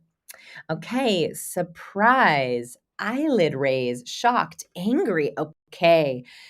So the reason why I think this one is really interesting is this is eyelid raise, very good. An eyelid raise means we're trying to take in more. So just try this right now. So if you're watching this, raise your eyelids up. It will make you feel a little anxious, a little worried, a little afraid. Don't do it for too long. And that's because our body knows that when we're trying to take in more of our environment, we're literally like up and out, up and out, up and out, right? Be aware of this in your profile photos. Be aware of this on your video calls. Do not accidentally do an eyelid raise. Sometimes I see people who are nervous taking pictures of themselves will accidentally eyebrow raise. So their picture looks like this, and their eyes are a little too wide. So make sure that you don't see any whites in the upper part of your eyes, a really, really small one. Last cue. Last cue. Last cue. What do you get? This is girl with the pearl earring. What cue is hidden in this picture? There's a couple cues actually. So which is the one that most calls out to you that you think is most interesting? By the way, a funny little story on this one is this morning I got to go on CBS Mornings with Gayle King, and it was amazing. And she was so wonderful to meet. And she came to me in the hair and makeup room, and she said, "Vanessa, I really, really want to talk about this cue." She had read the book. She had all these markings and Post-its, and she's like, "We have to talk about this cue." And so this is Gayle King's favorite cue I'm about to show you. She made sure that we mentioned it and talked about it. So this is actually, we have a lot of different interesting guesses here. Is the head tilt. So if you look at this picture, right, we have a lot of the slight head tilt back and towards the camera. A head tilt is an incredibly important engagement cue. When I say, "Can you hear that?" we tilt our head up and expose our ear. That is why when we see someone who has a head tilt, it makes them look more open, more warm. It was Gayle King's favorite cue. She's like, "I just love the head tilt. We have to talk about the head tilt." And that's because a head tilt shows openness. It's a very great warmth cue. When you are listening to someone and you want to show that you are listening, I want you to do the head tilt. When you are on video and you're on mute, but you want to show that you're listening, you can listen with the head tilt. It's a great way to literally show engagement. All right. I wanted to talk about a couple other things for profile pictures specifically, because we're going to do some LinkedIn makeovers and some profile picture voting. Are y'all ready to do some profile picture voting? So I just wanted to do some comparisons here. So a slight head tilt can instantly make you look more warm and likable. Now, this is not for everyone, right? I want you to take a look at these side by side. There is not a universal that tilts are always better. Tilts are only better if you want to dial up warmth, right? So the purpose of using cues to reinvent ourselves is if you chose a word like warm, friendly, likable, outgoing, yes, I want you to add a head tilt. But if you chose a word like competent or intelligent or powerful, I maybe wouldn't want you to use a head tilt. There is not a universal better or worse here. It's all based on your social goals. You can see the difference here between the tilts and the not tilts, right? So they're not always good. They're only good if you want to do a little bit more warmth. So profile photos. Your profile photos are incredibly important for your digital first impression. This was incredible research that found using a single photograph, people were accurately able to judge extroversion, openness, agreeableness, conscientiousness, neuroticism, self-esteem, loneliness, religiosity, and even political orientation. This is a crazy study that basically found that when we are looking at profile pictures, we are looking at every single cue that we can get our hands on. We're trying to analyze as much as we can from those profile pictures. I dive deep into this in the book about what all those cues mean, but I wanted to pull out a couple of my favorites. Okay. Research found that people are seen as angrier when their head was tilted down. And researchers think this is for a very specific reason. So if you try tilting your head down, it's a protective gesture. It protects your jugular. So if you're ever in a fight, you don't want someone to punch this part of you because then you wouldn't be able to breathe, you wouldn't be able to swallow. And so we see this head tilt down gesture as actually a more angry gesture, a more defensive gesture. This is not bad or good. This is not wrong or right. But I want you to be aware if you are accidentally doing this in your profile photos, that even just that slight tilt down can change people's perceptions of you. Another weird one. This is just for Western cultures. So everything I've been talking about so far are universal cues, but this one is specifically for Western cultures. Researchers found that in Western cultures, looking up and to the right is associated with positive characteristics like being optimistic and forward thinking. You'll notice that a lot of leaders and politicians will choose their headshot as looking up and to the right. This is a really interesting association that we tend to have. Kind of interesting, right? All right, I would love your help. Let's play a little game. So we had everyone submit, not everyone, people who were willing submit profile pictures. They were trying to decide between A or B. And so I want your help. I want you to tell me if you think A or B. Are you ready? I'm going to show you two different versions of profile pictures, and we are going to vote. Okay, so this is Ken, a little background on Ken. He said, I'm currently transitioning from 20 years as a research scientist at a national lab into a new career path, and your work is a great resource in that process and beyond. Okay, here's a question, and we would love your votes. Ken would love your votes. Which image do you prefer? Image A or image B? Image A or image B? These are always so fun, by the way. I want to see there's a universe. Oh, okay, Ken. Almost everyone is saying B. Wow, wow, wow. We have, I mean, mostly Bs. I would say 90% Bs here. Why? So I was super excited about this because there is a reason I think most people like B, Ken. There is a secret cue happening in your profile picture. Are you ready for the secret cue? The reason why we like B is because of a spacing issue.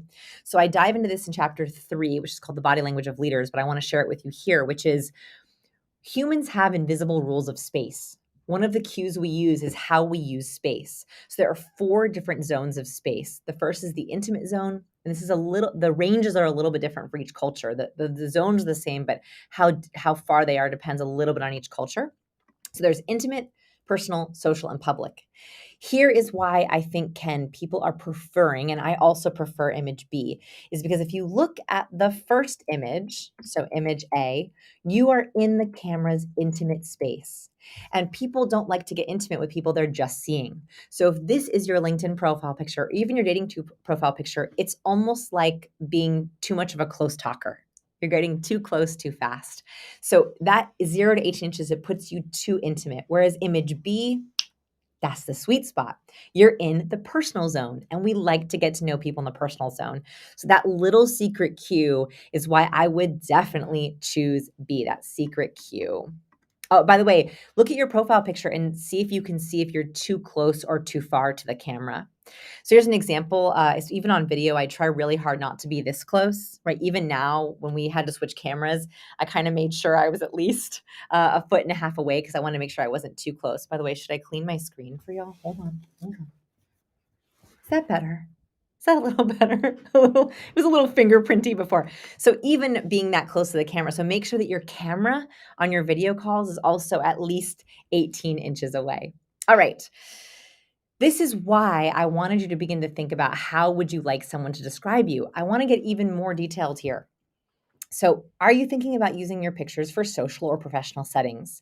Are you at a fun company or looking for a fun company or a unique role? Or are you at a traditional company or looking for a traditional role? Also, when you think about your ideal room where you want to spend time, what kind of room do you want to spend time in? The reason I ask these is because we have to be purposeful. If you want to be seen as warm, likable, trustworthy, I want you to send warmth cues. If you want to be seen as powerful, impressive, and competent, I want you to send competent cues. If you want that perfect sweet spot of both warm and competent, which is my favorite, I want you to send a perfect balance. Okay, I like this one from Gina. Are you ready for your next vote? Get your fingers ready for this next vote. So Gina said this: most people assume I am an extrovert because I am a successful salesperson and people leader, and relationships are important to me. By the way, Gina asked a great question about introverts and extroverts, which I'm going to answer in the Ask Me Anything. So the Ask Me Anything is coming, and I'm going to answer your question there, Gina. But I wanted everyone to vote first.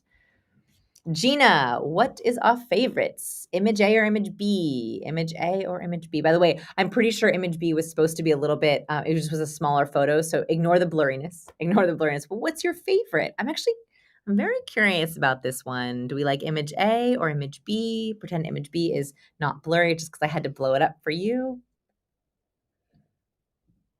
Okay.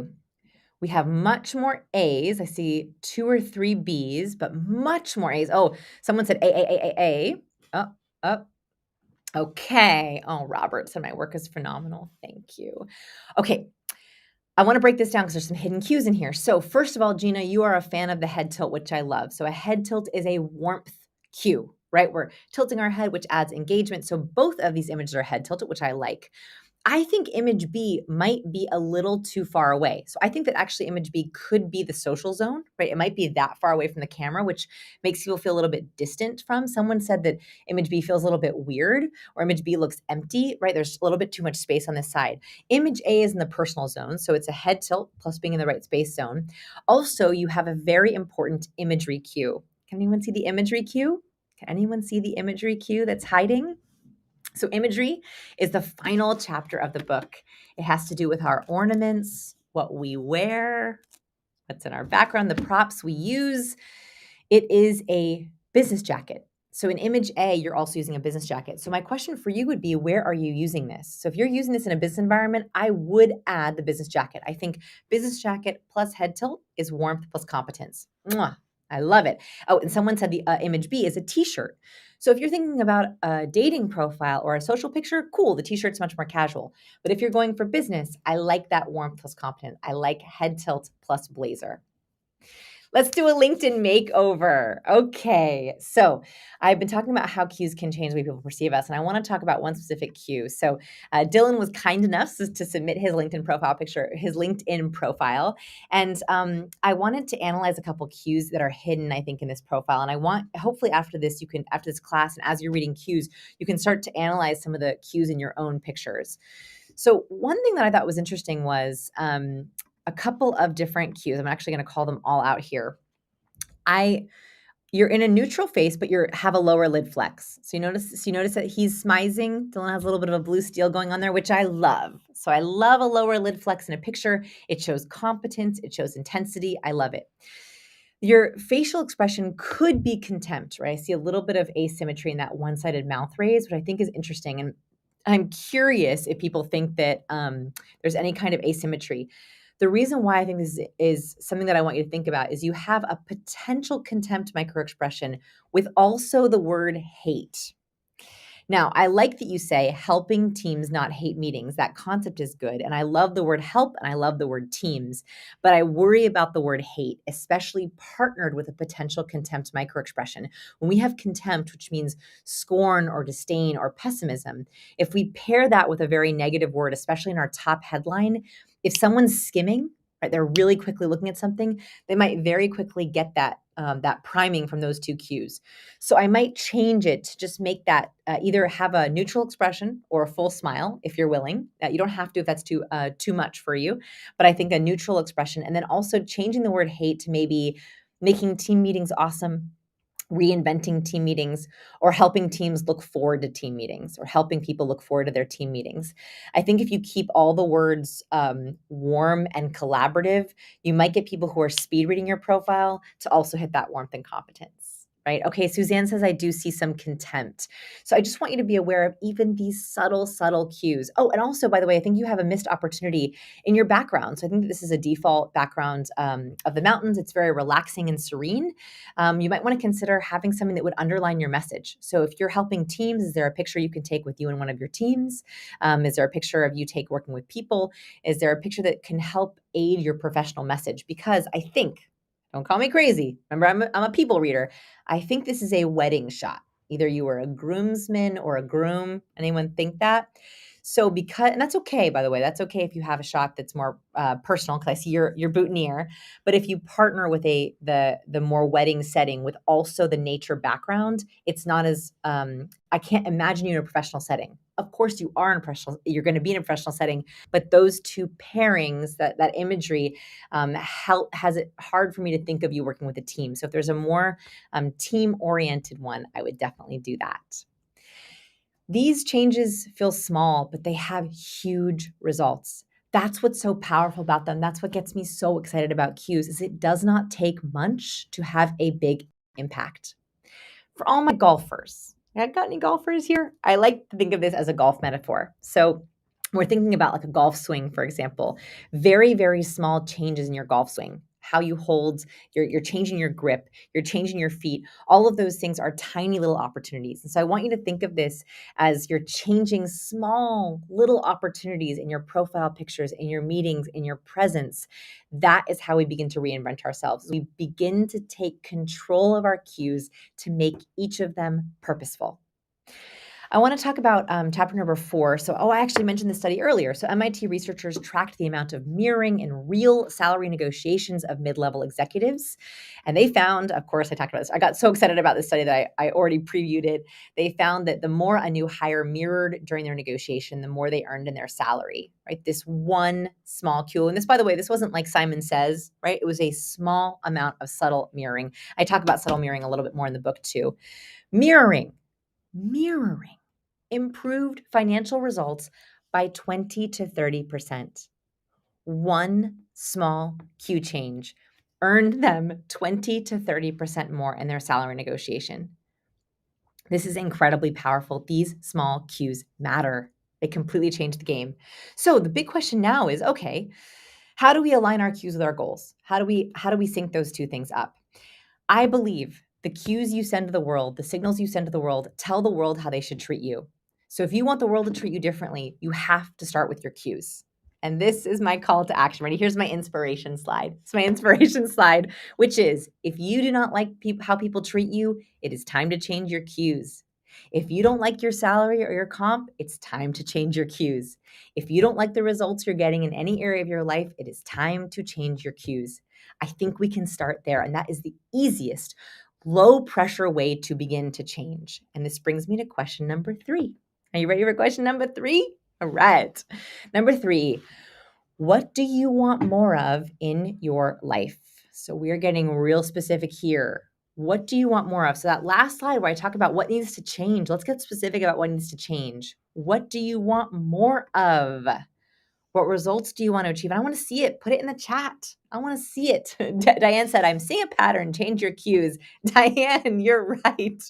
That is the message. Right. Okay. So what do you want more of in your life? Kevin said, well, what if it doesn't work? Kevin, we have to try it. These micro changes, once you begin to try them, they change things in you. They change the way other people see you. Let me convince you. Try a few and let me convince you. All right, so what results do you want more of in your life? What emotions do you want more of? So this can be tangible results, physical results, but also could be more emotions that you want to feel. You want to feel more confident. You want to feel more yourself. For me, when I first started on this journey, I wanted to feel a sense of belonging, and I wanted to feel more authentic, and I wanted to feel more calm. I wanted less social overwhelm. That's what started me on this journey. It was an internal sense. It was emotions, actually, even less than actual tangible results, which ended up having the benefit of tangible results, but that was the emotions. And then lastly, maybe the more is the kinds of people you want in your life. What kind of people do you want to spend time with? Oh, Scott's out of water. I have water. I saw his cue. He was like, I'm so thirsty. What kinds of people do you want around you? Okay, I'm excited to read this chat. Okay, here we go. Happiness, good community, money, joy and abundance. Elizabeth, I get you. Extra money to share. Dawn, that's beautiful. Laughing more, being more productive, powerful, positive energy. I love it. Quality relationships. Yes, Victoria. My goodness. Over the last 2 years, I have learned quality relationships over quantity relationships. I love it. Having less anxiety when having conversation with strangers. Yes. Someone said, I want a lot of attention from Vanessa. Attention for you. Look at that. Look how quick that was. Dawn said, I want doers, not complainers. Powerful people, good, positive people, healthy, more confident, charismatic. We have to get specific, right? The more purpose we have, the more we create these realities. So as you begin to think of these, I want you to get really specific. I want you to think about the tangible results, the emotional results, and the people results. The more we have those, and we're going to actually do something practical with them in a second, the more we have those, I'm going to teach a couple more slides, but I want you to begin thinking about them. And if you can, write a list. Start writing these down, right? So make 3 columns. I want a column that's I want a column that's the results. I want a column that's the emotions. And I want to call them what's the people. I got really loud there. I didn't mean to yell at you, but I was just excited about you writing that down. Okay. This leads me to number 4. You knew this question was coming, right? So we just talked about more. If we're going to talk about more, we got to talk about less, right? So sometimes adding isn't as important as taking away. Sometimes the best things aren't additive. Sometimes the best things are actually subtracting. What do you want less of in your life? Who and what drains you? Okay, so this is your next list, right? This is your next list. Who and what drains you? What's toxic? Oof.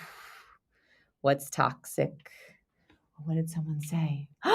Oh, Scott said Cues is now the #1 new release on Amazon. That's so exciting. That makes me so excited. Okay, that makes me like so happy. Thanks, everyone. That's really nice.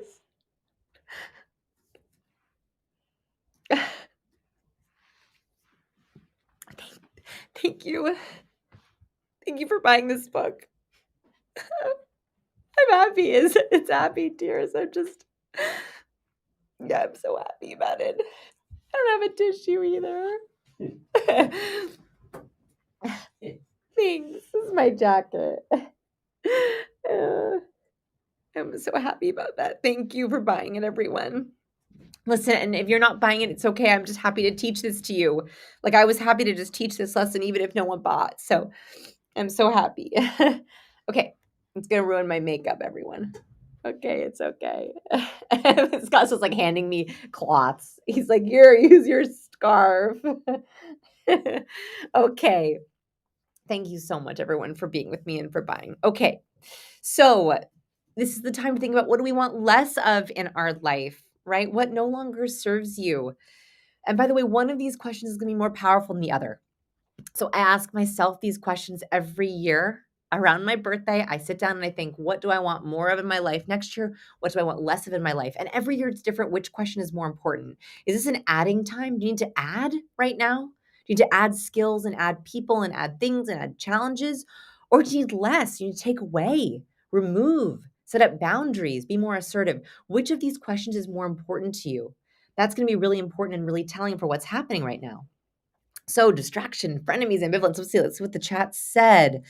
Less fear, less toxicity and dishonesty. Oof, dishonesty. Less self-doubt, less emotional distractions. Emotional distractions are exactly what we're talking about, right? That you nailed it. That is exactly what we're talking about. It's like, what is draining us emotionally? People pleasing. Yes. Oh my goodness. And thank you for all your congratulations. So here's another way to think about this question.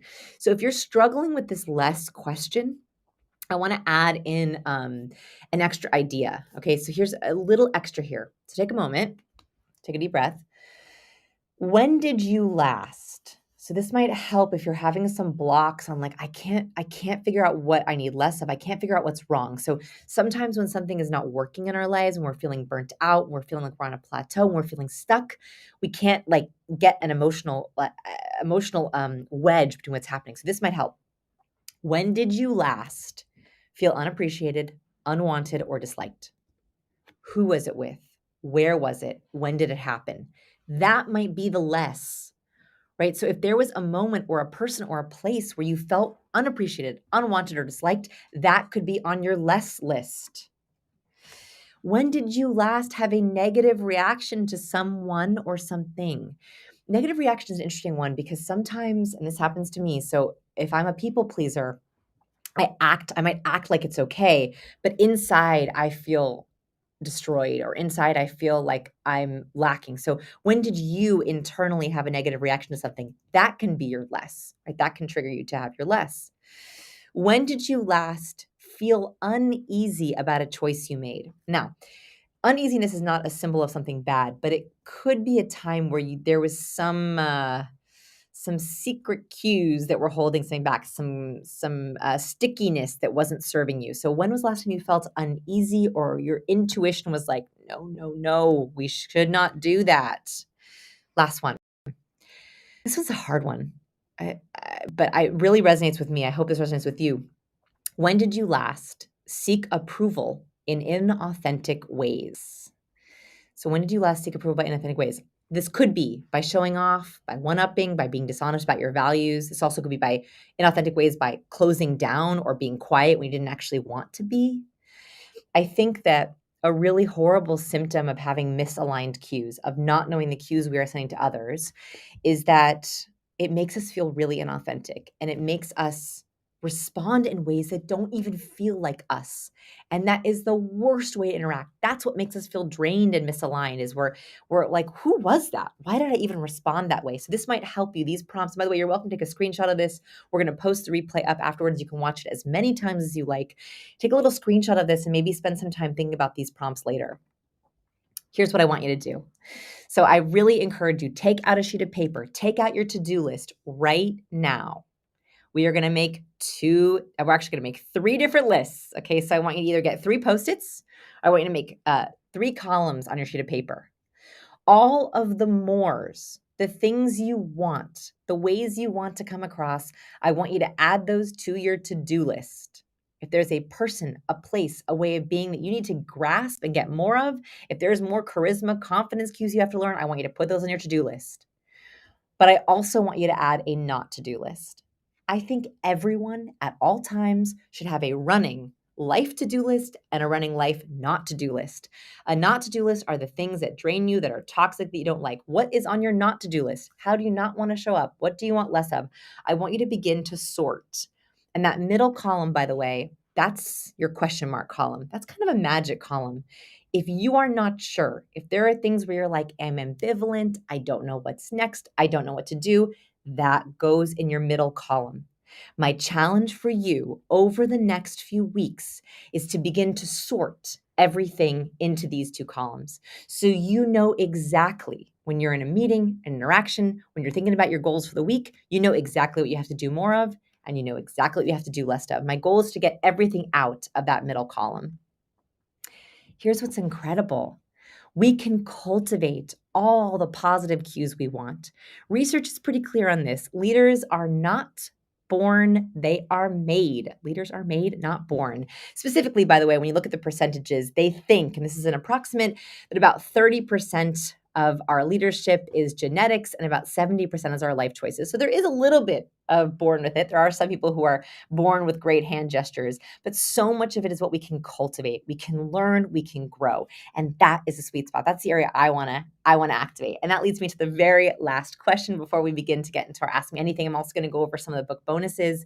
Number 5, what skills right now will help you activate everything in your life? So I think that a lot of the times we think about what we want more of, we think about what we want less of, but we don't think about how we're going to learn it. If we're thinking about growth, where do you need more growth? When you look at your to-do list, I want you to circle or highlight, I don't know how to do that, right? So if you wrote on your to-do list, I want a more confident presence, and you know exactly how to do it, yes, fabulous. But if you're like, I don't know how to have a confident presence, that's this question. That is the top thing that I want you to be doing, is figuring out, okay, here are the things you want. What are the skills that you need to activate to be able to get those things? What do you need to grow? What do you need to learn? What would help you feel more confident? So I want you to begin to circle. These are really interesting. Let's see. Em said, I need to learn to be more sure of myself. Oh, Azaria said, my memory. Fantastic, right? If it's a specific skill, let's tackle it. Let's do it, right?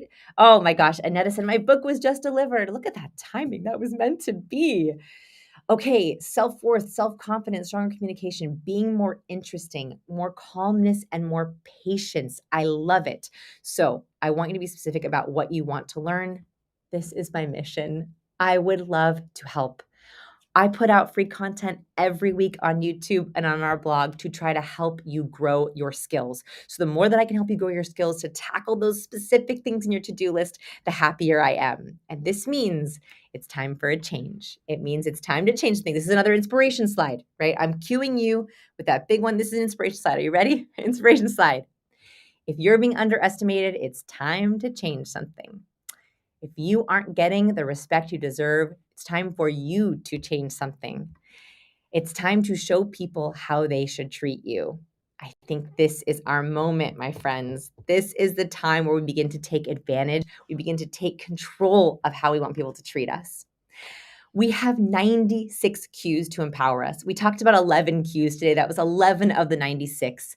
I have so many interesting case studies in the book.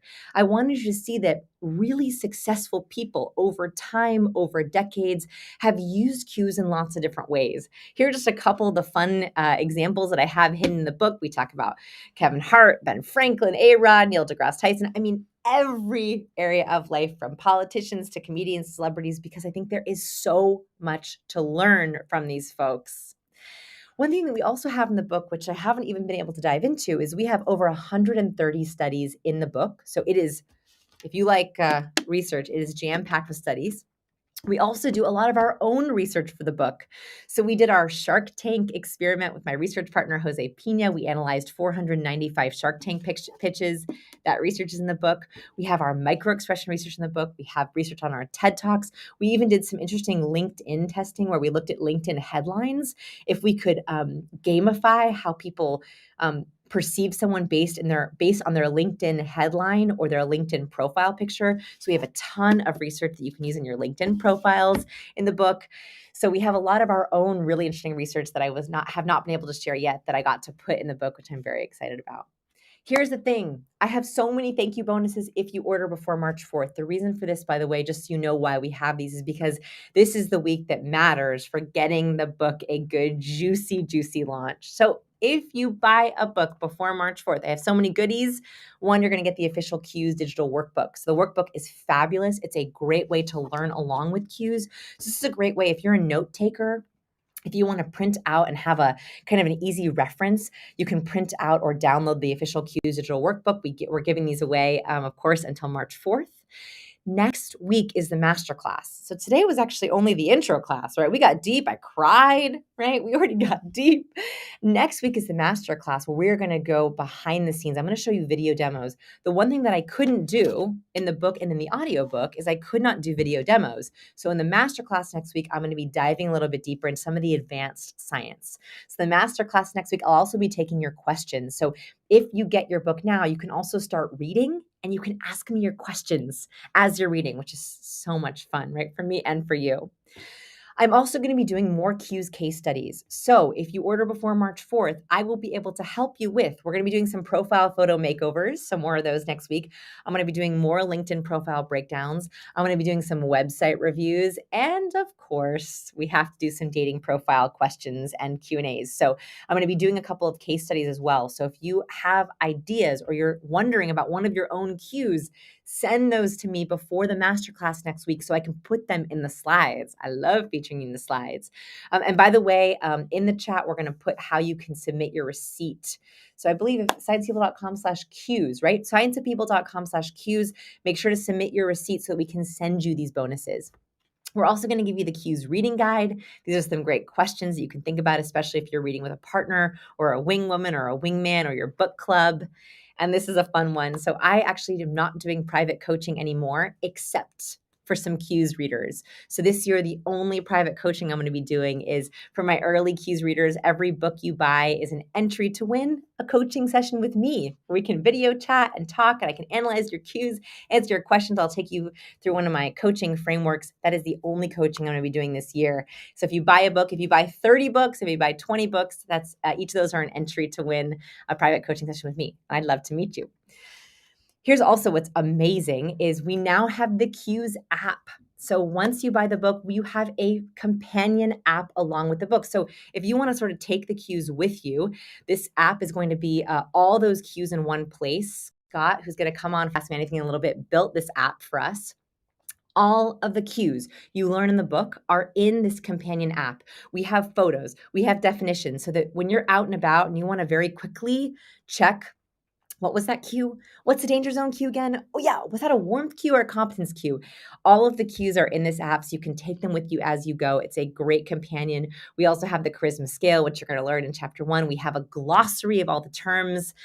I just wanted to think of what is the easiest way for people to activate all this content. And so along with when you read, you will get this amazing companion app. I think it's so pretty. I think it looks so cool. If you buy 2 books, by the way, if you buy 2 books for yourself and a friend, or even if you buy the audiobook for yourself and the hardcover for yourself, right? Some people like to buy different formats. That's great. This is a great way to learn with your partner, to learn with a friend. It's a great gift. It's a great gift. So first you get everything from 1 book, of course, and 2 entries for that private coaching session.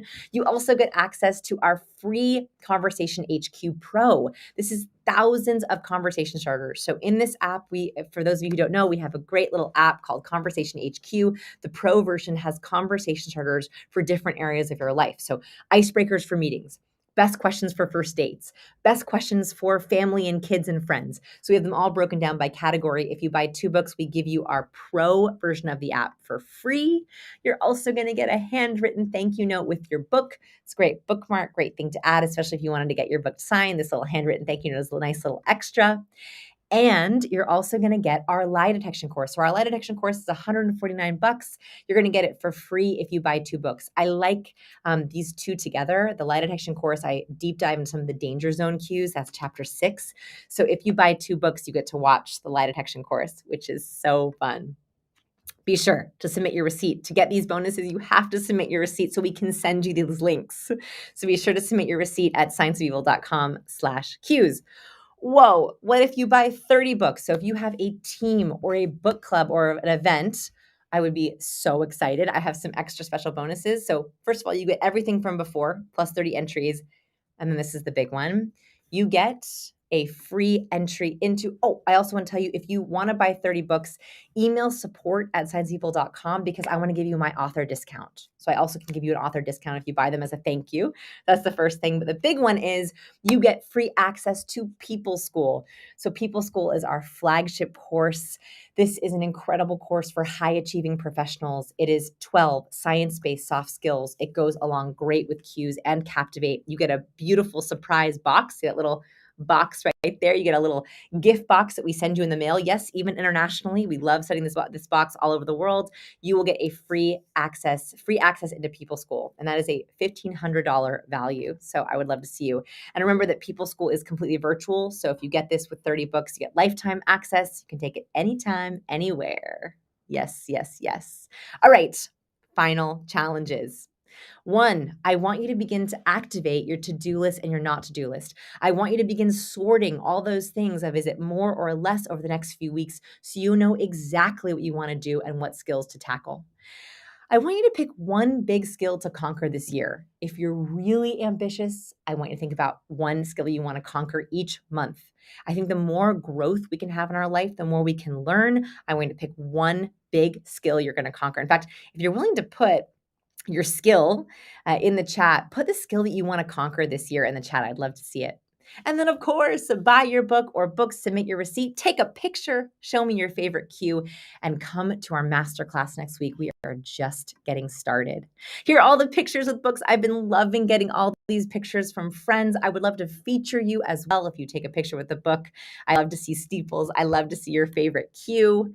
And now we're going to do an Ask Me Anything. So I'm going to take a very quick break so everyone can run to the bathroom, grab a cup of coffee. We're going to do an Ask Me Anything. And we're going to play a quick video while we run to the bathroom. It's a reveal of the table of contents. So if you're curious what's in the book, we're going to do it right now. So watch that quick video, and then we're going to do an Ask Me Anything. I'm going to wait. I'm going to wait.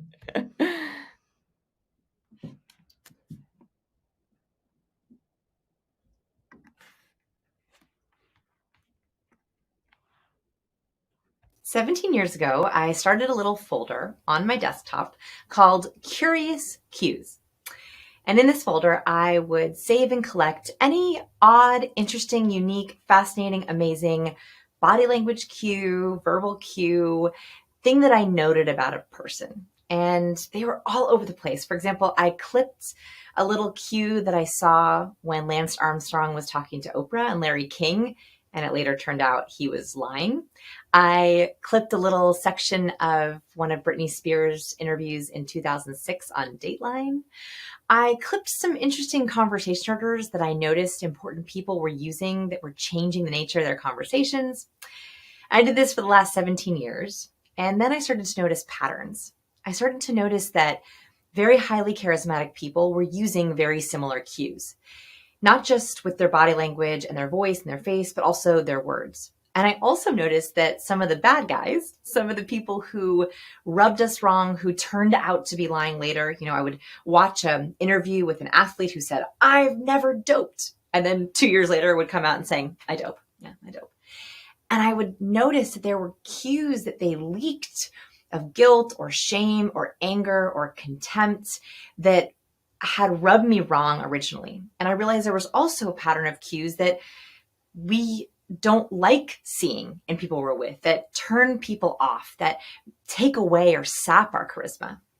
And so in 2019, I started to think about, could I turn them into a book? Could I begin to create a system for reading and decoding cues of others, but also for encoding and sending the right cues ourselves? And 2 years later, Cues is here. So in this video, I want to talk about, first I want to reveal what Cues is all about. I want to reveal the table of contents. Everyone's been asking, what's in there? What's in Cues? Today I'm going to talk about it. I'm also going to talk about some of the hidden research that I did behind the scenes for Cues. This is 17 years in the making. Cues, very basically, just so we are all on the same page, cues are the powerful verbal, nonverbal, and vocal signals humans send to each other. What we don't realize is that we are sending thousands of these cues to each other every day, yet they go missed. And I think those are all filled with opportunities. My goal is to give you a framework for you to be in control of the cues you send, to be able to read the cues that are being sent to you, and that makes you more purposeful, more impactful, and more charismatic. So let's talk about what the actual book is about. So I break the book down into a couple different parts, a couple different types of cues. There are 4 cue buckets. Nonverbal, so our body language, the cues we send with our face, our hands, our posture. Next is vocal. Yes, there's so many hidden cues in our voice, how confident we sound, how trustworthy we sound.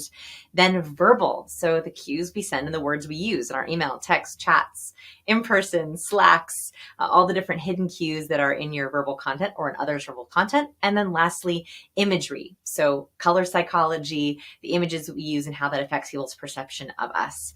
So that's how we break down the book. And I try to have real examples in each section. So in every chapter, the way that I like to think about writing is I always have a really powerful piece of science and then a case study with a real person and then an action step. So for example, right in the introduction, I talk about how some of these cues happen on Shark Tank, and I break down a little cue that Mark Cuban shows in a pitch. On Shark Tank, we did some analysis. We wanted to know what's the difference between successful pitches and unsuccessful pitches. So we discovered that oftentimes sharks will give away their hesitations with their nonverbal cues. So right in the intro of the book, I talk about Mark Cuban's secret cue, which is called a mouth shrug. So a mouth shrug is really interesting because it's an upside down U of your mouth. So your mouth actually goes into an upside down U. Oftentimes, we also pull our eyebrows up and sometimes even close our eyes. This is a very, very typical cue that you'll see when someone doesn't believe something. It's a cue of disbelief. So a mouth shrug is literally upverting your mouth so that you cannot speak out of it. So when someone goes, they're disbelieving, in doubt, trying to not say something. So that's an example of one of the cues that we break down from real life. There's also all kinds of interesting people in the book. In chapter 1, I talk about the charisma formula. So what makes someone charismatic, how we can break that down. I also analyze some really cool people, like my favorite, Oprah. So I talk about Oprah. I also talk about Jeff Bezos. We break down what makes some of these people charismatic. So there, I believe in chapter 1. Chapter 2, I dive into some of the nonverbal science. So for this one, I had a lot of fun. I was thinking about what kind of example can we use where cues are hiding in plain sight. So for this chapter, I used hidden cues in The Last Supper by Leonardo da Vinci. There are cues everywhere. We just don't realize what they're saying. So I actually break down some of the cues that are hiding in The Last Supper. A little sneak peek is I would take a look at the hand gestures. Why is one hand up and why is one hand down? I would take a look at who is taking up space versus who is not taking up space. You also can look at the Last Supper in terms of proxemic zones. I teach about the hidden cues in our space in this chapter. So in the hidden space zone, who is in the intimate space, who is in personal space, who is in social space, and who is beyond. And so you can actually break down the Last Supper even in terms of zones. So that's a really fun one in this chapter. The next chapters, I break down all the nonverbal cues of charisma, warmth, and power. So in the charisma chapter, I talk about specifically what are the cues that very highly charismatic people use when they're communicating, even looking in their profile pictures, in their videos, in their online communication, as well as their offline communication. I talk about the cues of trust and warmth and likability. What do likable people do? What do warm and trustworthy people do to build a sense of connection and camaraderie? And then I also have an entire section on nonverbal cues of competence, power, and capability. What makes impressive people impressive? Why is it that some people can walk into a room and you immediately want to know them? One of the examples I give in this one is of the presidential debate between Nixon and Kennedy. This is a really practical way to think about cues. And so I break down the debate, and I'll show you this actually for a second. Let's see if you can see some of the cues that are lurking even in this one little screenshot. So if you look at this one little screenshot, this is just still taken from the video. What hidden cues are here? So I break down, here's number 1, number 2, number 3, number 4, number 5, number 6. So I break down all those cues in the book so you can see that even in a little snapshot of this debate, there are all kinds of cues that these candidates were sending, and they change the nature of the election. So I won't give too much away. That was a really practical example of how certain powerful people show their power while others don't. Another kind of fun thing is in this section, I also talk to you about cues that are hidden in our eye gaze and our content. We go through the reading the minds and the eyes test, which is can you tell someone's emotions by reading their eye cues? So that's a really fun one. And I point out some of the secret cues that are happening on people's faces so you can be better at decoding and spotting hidden emotions. Then in the verbal section, I talk about how to sound more confident. And I talk about warmth and trust cues with your voice, as well as power cues with your voice. How do you get people to stop and listen? How do you get people to take you seriously? It might be with hidden cues in your vocal power. We make it as practical as even analyzing your voicemail. I talk about how to leave a great voicemail. I talk about how to sound more likable. I talk about how to sound more powerful. We use some great examples. I found an incredible example from Margaret Thatcher. Former Prime Minister of the UK, Margaret Thatcher, used to make vocal notes to herself in the margins of her speeches. And I break down the actual notes that she wrote to herself when she was delivering speeches. They are fascinating. After our vocal section, we talk about the verbal cues. I break down what are the hidden cues in your emails, in your profiles, in your resumes. I give you really concrete examples, and I also give you some swipe files, some scripts that you can use, that you can immediately put into your emails to make them more powerful or more trustworthy based on what you're going for, and how you can do a little email audit. So in this section, I walk you through how you can audit your own emails to see how you're coming across to others. If you specifically are doing a lot of email or a lot of verbal presenting, this section is incredibly important because it will help you get faster responses to your email. It will help people want to reply to you more quickly and more thoroughly. So the kind of verbal cues that you use in that section are incredibly important for how you come across. And lastly, the fun section is all about our imagery, why we wear certain colors. You know, there is a reason why Cues is red and Captivate was blue. I talk about that. Well, I wear more red now because those have different psychological meanings for different people, as well as the imagery that we have in our profile pictures and our marketing materials and how we come across to others and the subtle signals that we send in how we come across on our brand assets. That's my whole table of contents reveal. There's so much juicy stuff in the book. Really, my goal is for you to be more in control of your cues. The more in control your cues are, the better your communication, the more deeply you can connect with people. And I think the more meaning we have in our relationships. So I hope you'll check out the book Cues wherever books are sold. I also narrate the Audible version if you want to hear my vocal power while I do the different voices in the book. I would love it. And I want to thank you so much for supporting my work, supporting this channel. I want to thank you if you're considering a buy. This work means so much to me. This book is 17 years in the making, and I'm so honored and excited to bring it to you. Thanks. Don't forget to check out all of these goodies.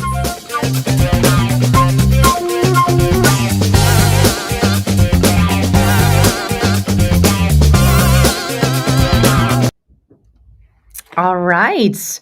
Hello. We are here for the Ask Me Anything. Went to the bathroom, got some water. This is Scott. Hello, everyone. I've been the off-camera one giving her jackets and Yes. scarves and everything like that. And I've been trying to do some of the transitions behind the scenes, everything like that. He's doing all those fancy overlays and banners that you're seeing. Hopefully you're seeing some of those.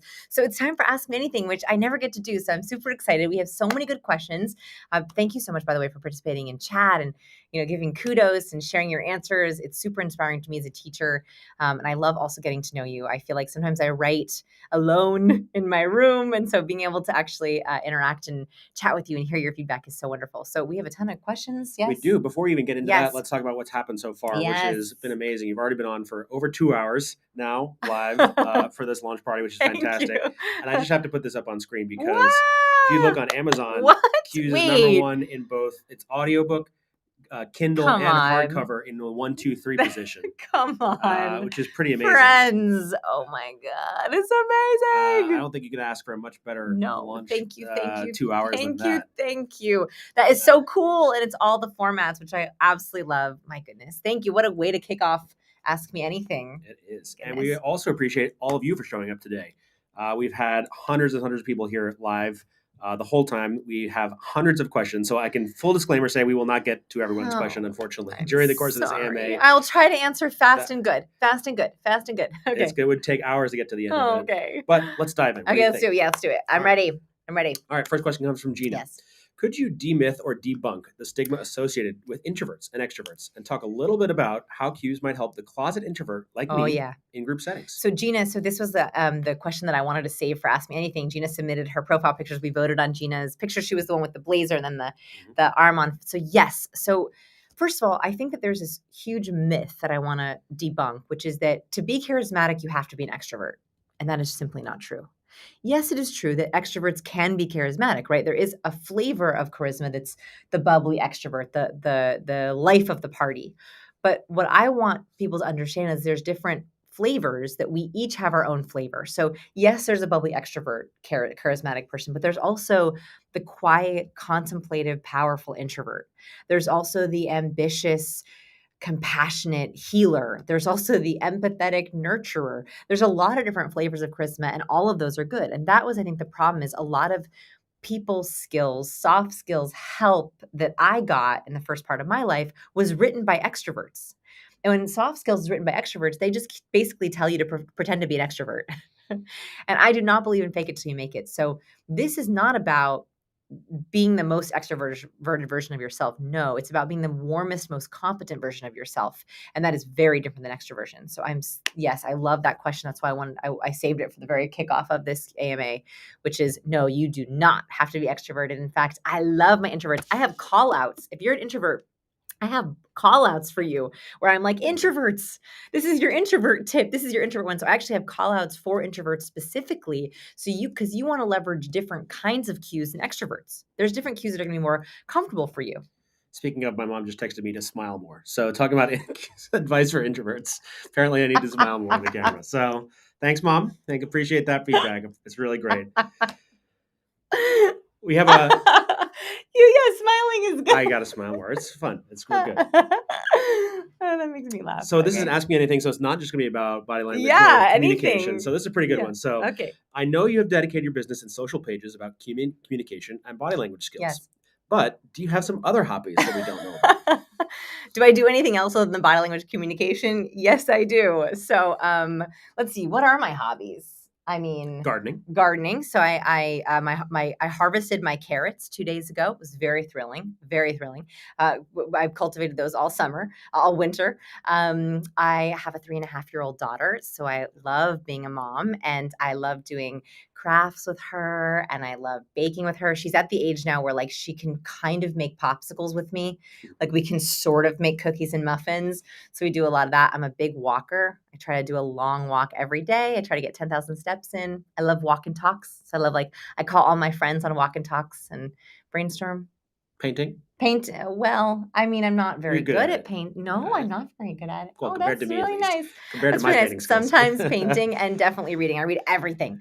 I mean, I love nonfiction, but I love fiction books. Ooh, I love all kinds of books. Yeah. All right, Thanks for that. we got to keep moving. Otherwise Okay. we'll never get to the end of this. Something serious. So this is a question we get constantly, Yes. I would say right now, especially since COVID has started. So what about cues in virtual interactions, in video calls and meetings, things like that? Can you just rely on voice intonation, or what other cues can you use? Oh my goodness. So interestingly, just some kind of behind the scenes is I've been researching this book for 17 years, but I signed this book deal in June of 2020. So as I was writing, I was extremely aware that more and more of our communication is happening virtually: phone, chat, Slack, emails, video calls. And so thank goodness for that, because if I had written it even a year earlier, I think it would have been a different book. And so almost every single cue, I tie in how that works in a virtual setting. So and even the research you did with Paul Zak was done over video calls. So as an oxytocin experiment that you actually put, I forget what the finger monitors are. It's the watches, right. You measured people's physical oxytocin response to cues, warmth cues over meetings. Yeah, so one of the cues, I wasn't sure how to tie it in. I was like, what are we going to do with touch? Right? Like, how are we going to replace handshakes and high fives? Because I have a whole section in the book on touch. And I thought, well, how is this going to work if we're virtual? And so Dr. Paul Zak, the chief, runs Immersion Labs. He's our chief oxytocin researcher and also a good friend of mine. We did an experiment where we measured how can we create engagement, how can we replace touch in virtual settings? And so I actually share that research in the book of exactly what do we do with touch on a video call or even a phone call, and there is a way to do it. So I was extremely aware of it while writing the book, because I think that that's actually the sweet spot. Is I think that we are even more at a loss what to do with our cues when it comes to virtual, and so the more we can dial up those, even the more charismatic we are. Mm-hmm. Yeah, great question. All right. This is a common one we get as well. Matt is asking, are there cues people commonly use when lying? Okay. So a couple years back, so I'm fascinated with lie detection research. And what we did a couple of years ago is we had people submit lie to me videos to us. We had hundreds of people send in videos of themselves lying. And actually, we use a specific set of 3 questions. And these are in chapter 6 of the book. I think everyone should know their lying tells. I think that is an important social skill to know about yourself, is you should know what you do when you lie, non-verbally, vocally, and verbally. You should know what your body and face and voice do.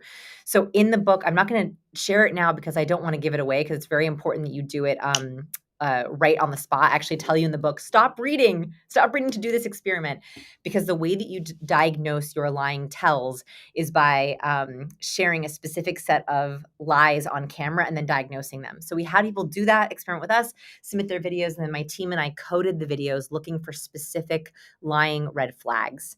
And that is what I talk about in the Danger Zone chapter of what do liars typically do.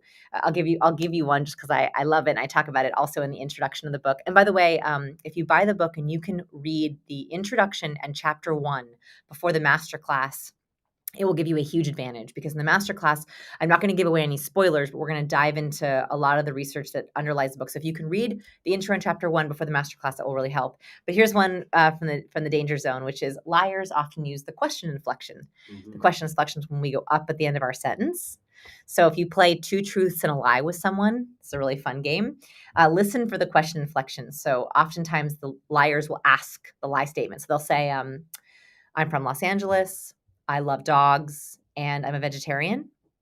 Mm-hmm. That last one. Question. I love dogs. I'm from Los Angeles, but I'm not a vegetarian. So this is that question inflection is one example of a danger zone cue that when it's misplaced, it can often indicate lies. Mm-hmm. So yeah.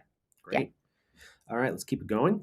Next one is, do smart people have different cues? So this is one we haven't heard before. Are smart people more stoic and therefore harder to read because they use less cues? Okay, so what's really interesting is that smart people often make the mistake of trying to mute their cues. So smart people have this problem, and this is a real problem, is that smart people have such good ideas and such good book smarts that they rely on their smarts. So they think, well, my ideas are so good, my smarts are so intelligent, I don't need to worry about my delivery. And so what often happens is smart people think, oh, my cues don't matter as much as my ideas, so I'm going to under signal, or I'm going to talk about my idea verbally, and I don't know exactly what to do with my cues, so I'm just going to do no cues at all. And actually, under signaling is in itself a negative cue. So think about poker players. So I talk about poker research in the book. If you're interested in poker research, poker players often go mute. Like they try to under signal, they hide their cues. But going mute is a cue in itself, right? So when we see someone go suddenly mute, we're like, wait a minute, what are they hiding? So this is the problem that smart people run into. They have a really good idea. They think this idea is so good, I don't need to worry about delivery. They deliver the idea without having enough cues. Then people think, I don't know, they're hiding something. And they don't believe the idea. And so it's this vicious loop. And so under signaling or being stoic is a cue in itself, and it's going to help. It's going to make it hard for people to trust you and see you as competent. In fact, Dr. Susan Fisk, which is research I feature in the book, Dr. Susan Fisk found that competence, high competence, without warmth, leaves people feeling suspicious. So really smart people who show up with really smart, brilliant ideas, if they don't have those warmth cues, people don't believe their ideas. There's sometimes a common meme in business, even like show as little emotion as possible. Hold your cards close to your chest. Yes. You're saying that actually breeds distrust. That is why you have these business leaders who go, I can't read him, or he's cold, or he's intimidating, or he's hard to talk to, or she doesn't open up at all. That's because of this, oh, I'm going to hide my cards. Well, actually hiding your cards makes you look like you're hiding bad cards. Right. And that's the key. I want to try to bust that one. No going mute. Going mute. Be purposeful. So that leads us into our next question from Dylan, which is, what is the biggest communication effectiveness killer? Is it bad to put your hand on your face? I find myself doing it when I'm contemplative, not necessarily when I'm trying to hide something. Okay, the biggest communication killer, that's like asking someone to pick a least favorite pet peeve. That's a hard one. Okay, so first of all, let me address, so in the CBS clip, if you want to watch that, we'll put the replay in the chat. Actually, Tony asked this question. He asked, if I put my hand on my face like this, is it bad? So this is actually a contemplative gesture, right? Like we know that this is sort of a thinking gesture, like we're contemplating. Touching your face, like covering your mouth, touching your nose, scratching at your eyes, those are actually blocking gestures. So the way that you touch your face does matter. Remember those micro cues have big differences. Like there's a big difference if I were to be like this, okay, I'm contemplating. If I were to be like this, it's totally different, right? So the way you touch your face, but I wouldn't say that's the biggest one. I think the biggest one is actually contempt. I think that contempt, that one-sided, yep, great idea. That one-sided mouth raise is a killer because I see it so often because people think it means ambivalence or boredom. And so that contempt, it really gets under our skin. It's the seed of resentment. So I would say contempt is the biggest one. It's the one I most often see. Please check your profile pictures. Make sure you're not accidentally showing that contempt. And there are a lot of people who think that it's more, a smirk is like almost a half smile. Right. But it's the opposite, right? It's actually, it's the negative of a smile. Yes, exactly.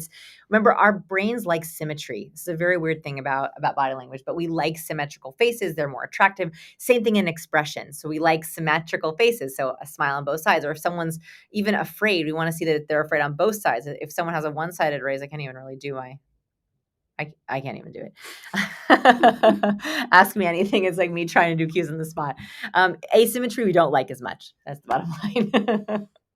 All right, we have a kind of human lie detector question here. So Sophie asks, have you ever people watched and then predicted what would happen? Yeah, I think you know the answer to this question. So I love... It's a game we play all the time. All the time. One of the reasons why I want you to buy 2 copies is simply to so you can play it with your best friends and your partner. So we play at restaurants all the time. Who's on a good date? Who's on a bad date? Are they going to get dessert? Are they not going to get dessert? We love to play that game. I also am a big fan of reality television shows where there's voting off or voting in. So I talk about in the book the show Married at First Sight. No, Love is Blind. Yeah. Love is Blind. Married at First Sight. I almost put in the book, but I didn't end up fitting it in. So Love is Blind is a Netflix show, and I talk about some of the cues in that show. I love voting which couples are going to stay together, and The Bachelor is one of my favorites because you can often see these cues being leaked with the different contestants. You know who's going to make it and who's not. So I would say I have a pretty high hit rate. Yes, for sure. Pretty high hit rate. So I love a Bachelor fantasy league. Why not? Oh, I just want to answer this question really quickly from chat. By the way, thank you for keeping posting in chat. Someone asked, are there cultural differences in cues that can be misinterpreted?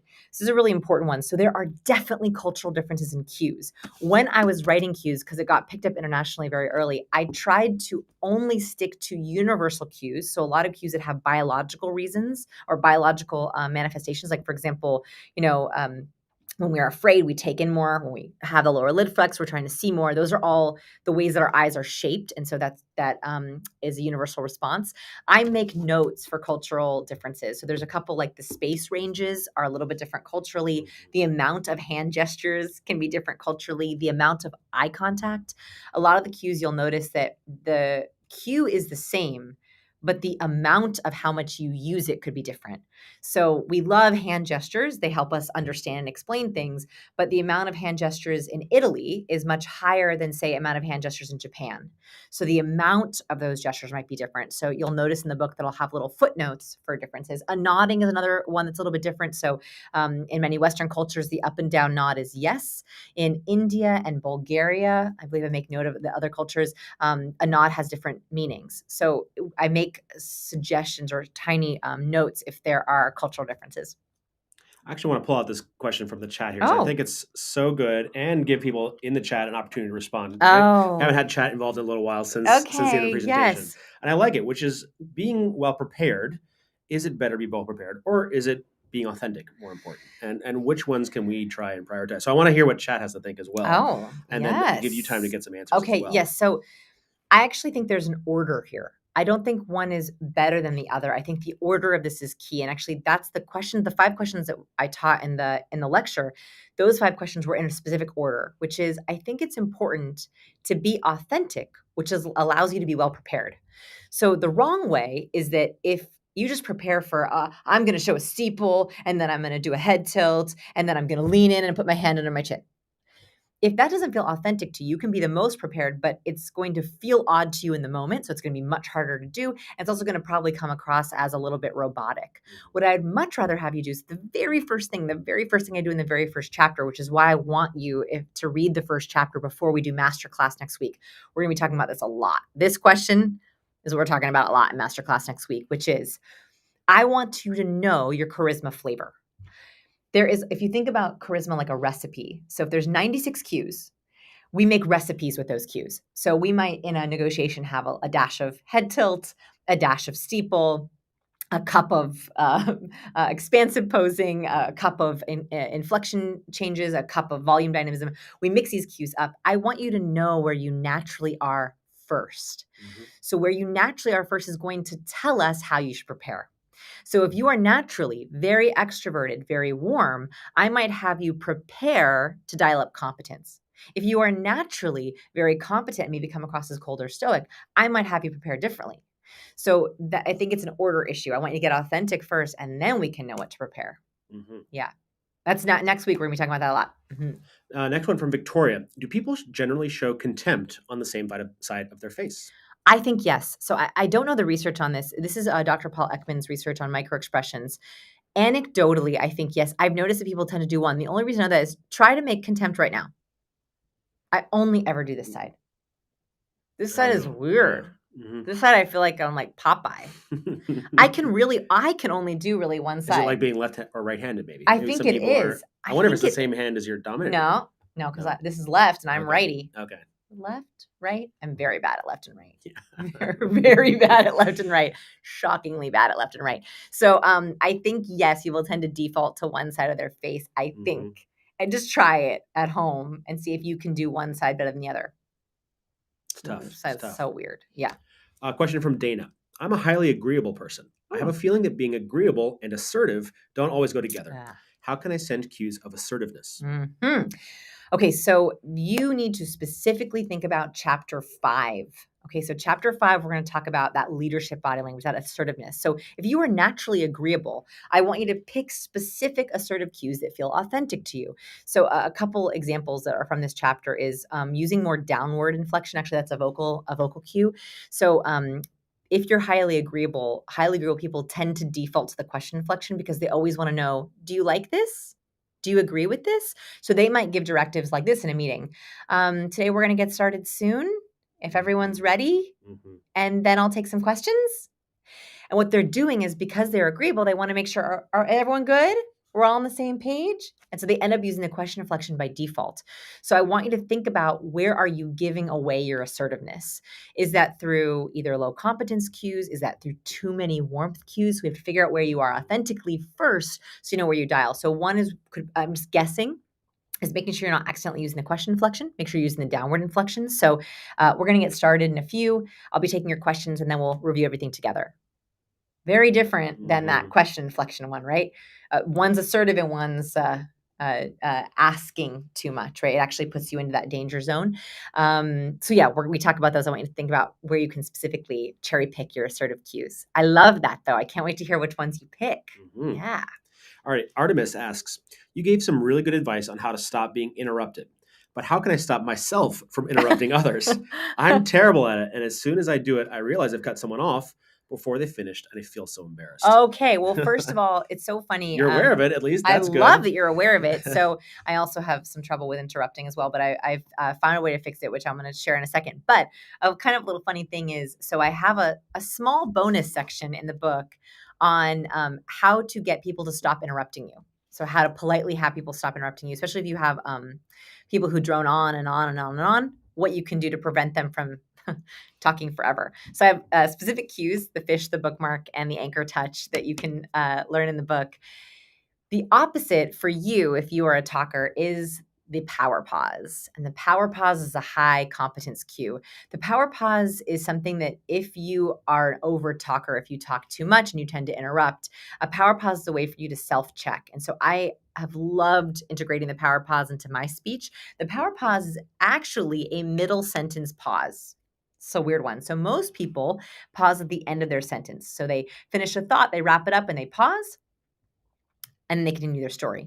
That's great. And that's probably how you can keep talking. What I actually want you to think about is in the middle of your sentence, I want you to use a power pause, which creates anticipation and excitement. So if I were to say, I want to share with you the most important cues I've learned and what's important about them, right? So it creates a little bit of anticipation. The reason why I like that is it's going to slow you down. So it's going to slow you down. It's going to make you think, where is the anticipation here? Where's my hook?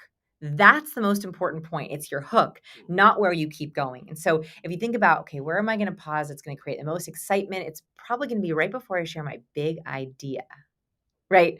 So I want you to think about anticipation as opposed to just slowing yourself down. That's going to help you integrate when you can stop yourself. It's doable. It's totally doable. I'm so proud of you that you already recognized it. I love it. We have a similar question in our queue, but we also had the same one coming from chat from someone I happen to know. So my dad is also watching today. And so I'm pulling that question because it's similar. So often we need to provide multiple cues very quickly. Yes. Do you have any suggestions on how to prioritize? Yes. What are the most important cues to start with? Yes. And we have the flip side of that question, which is I'm easily overwhelmed by the amount of physical cues that people transmit to me. Joan asked this, which is great. Okay, so I do believe in starting with low-hanging fruit. So that means we are starting cue by cue. And this is the way that I want you to approach this book is it's cue by cue. This is like you learning a foreign language. I do believe that cues is a hidden language we all speak, right? We get on a video call, we hop on a phone call, and we're quickly trying to send these social signals back and forth. That's a hidden language. I thought, okay, how can I write this book like learning a foreign language? And what do you do with a foreign language? You start vocab word by vocab word, right? It's the same thing with cues. I want you to learn cue by cue. So I want you to start with exactly how I do it in the book, the cues that are the most powerful, the low-hanging fruit cues. So low-hanging fruit cues, there's 5 of my favorite cues that I think everyone should use. They're highly charismatic. Start with those. Those 5 cues are where I want you to start. In fact, that's just maybe one at a time. And that's when you begin to rely on muscle memory. So the way that I personally like to do is I like to do 1 cue a day, right? So that's how I started trying them on. And you're trying them on, right? There are some cues of the 96 you're going to love. You're going to be like, oh, I love this cue. It makes me feel so good. Maybe it's a steeple. There's some cues where you're like, I know for me, a steeple helps me like think. Yeah, you do it a lot. You said you can't steeple before. So like it's that one's, I use that one very selectively. Like I don't typically rest like this. You rest like that, right? That's a cue he loves. That's a cue I only use very, very specifically. And there's going to be some cues you don't really like. Great.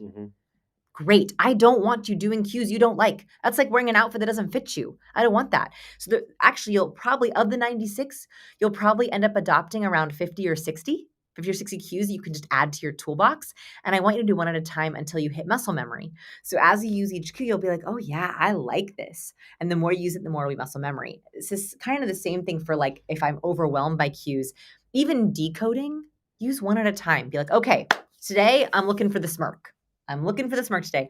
Or today I'm looking for the lower lid flex. Or today I'm listening for volume dynamism. So that's in the vocal chapter. So I think that's also a way that you can learn to decode by slowly training your brain. Slow. Love yes. Oh, quick question. Diane said, can the steeple be interlaced fingers? It's a good question. So this is relaxed. And as long as you can see the palms, I would still consider it a steeple. The reason why the steeple is so powerful is because your hands are relaxed and your palms are visible. You're not hiding anything. So this, I think, is I would still consider in the steeple family, right? It's, by the way, it's like a church steeple, right? Like that's what it's called after. So this. What is not a steeple is this. Look at the difference. Right? So if I were to be in a meeting like this versus like this, right? One is tight and clenched and closed, and the other is nice and relaxed and listening. So even that small difference. So yes, as long as your palms are showing, I think that's a high competence cue. When we're ringing, when we're clenching, that is more of a danger zone cue. All right, next question from Paul, which is, what is the most important relationship habit to teach or to model for children? Oh, the most important? The most important relationship habit. Doesn't have to be a cue. It's a relationship habit. This is very personal to me because this is what we talk about with our daughter all the time. I think the most important skill we can give our children is to be confident in their liking. What I mean by that is I think we always talk about we want our kids to be confident. You know, we want them to have good self-esteem. What does that mean? That means I think that they are willing to say, I like you. Will you be my friend? Will you play with me? Will you sit with me? Can I sit next to you? Can I go to lunch with you? That being the first liker is a great skill because it takes a lot of confidence and also knowledge of self, right? If you have a child who's like, who do you like to be with? By the way, it would be incredible to ask your children, what do you want more of in your life? What do you want less of in your life? If you're like, who do you want more of in your life? Who do you want to spend more time with? Great. Those are people who they should be first liker. Invite them to sit with you. Ask them if you can sit with them on the bus. Invite them over for a play date. Tell them that you like hanging out with them. That is a beautiful skill of social assertiveness. And it's a great way to show confidence and also be a giver, right? If you're saying liking, you're also helping get belonging. Also, same question is, what do you want less of? Right? Who do you not want to spend time with? That's also a skill of social assertiveness, of saying, no, thank you. I'm good. Not right now. Right? I also want to address, I saw this question too. I don't know if we have it in there, which is, I just saw it a couple times. Does your research take into consideration neurodivergence and how that might affect things? Such a good question. So we have so many students who are neurodivergent, who have either autism or high functioning Asperger's. We have so many amazing students in People's School, and what I've heard from them. So I haven't read specific research, except for I know that for neurodivergence, eye contact is a little bit different. So the default eye contact is a little bit different. So purposeful eye contact is even more important. I know that I've read that in the research, but what feedback I've heard from our students is that it's especially important to try to learn communication skills like they're hard skills. So not just general concepts, very specific formulas, very specific blueprints. So what I really try for all of our neurodivergent readers and our neurodivergent students, you were front of mind for me when I wrote this book, because I'm trying to be as clear as I possibly can, like even down to the degree of something, right? So for one example in the book, some of my neurodivergent students have told me that smiling is not as easy for them. I don't know if that's actually in the research too, but that was just anecdotally what they had told me. And so I thought to myself, okay, let's break down a smile then. So first, a genuine, authentic smile reaches all the way up into these crow's feet, right? So it's not just on the bottom half of the face. And second, I found research that timed smiles, that looked at the amount of seconds it takes to create what I call a savor smile. So we love savor smiles. This is a cue that's in the book where when a slow smile comes across our face, I believe it was 1.2 seconds. I believe that's the amount of it. I don't quote me on that, but they timed how long those seconds take. And so I specifically included those details because what I've been told is the more specific and formulaic I can be, that is the way that's most helpful to teach. So I tried to include as many details as I possibly could. I hope you like it. And I would love to hear your feedback if there's even more research that we can do. I think that people are doing more and more research in this area. And so I want to help as much as I can.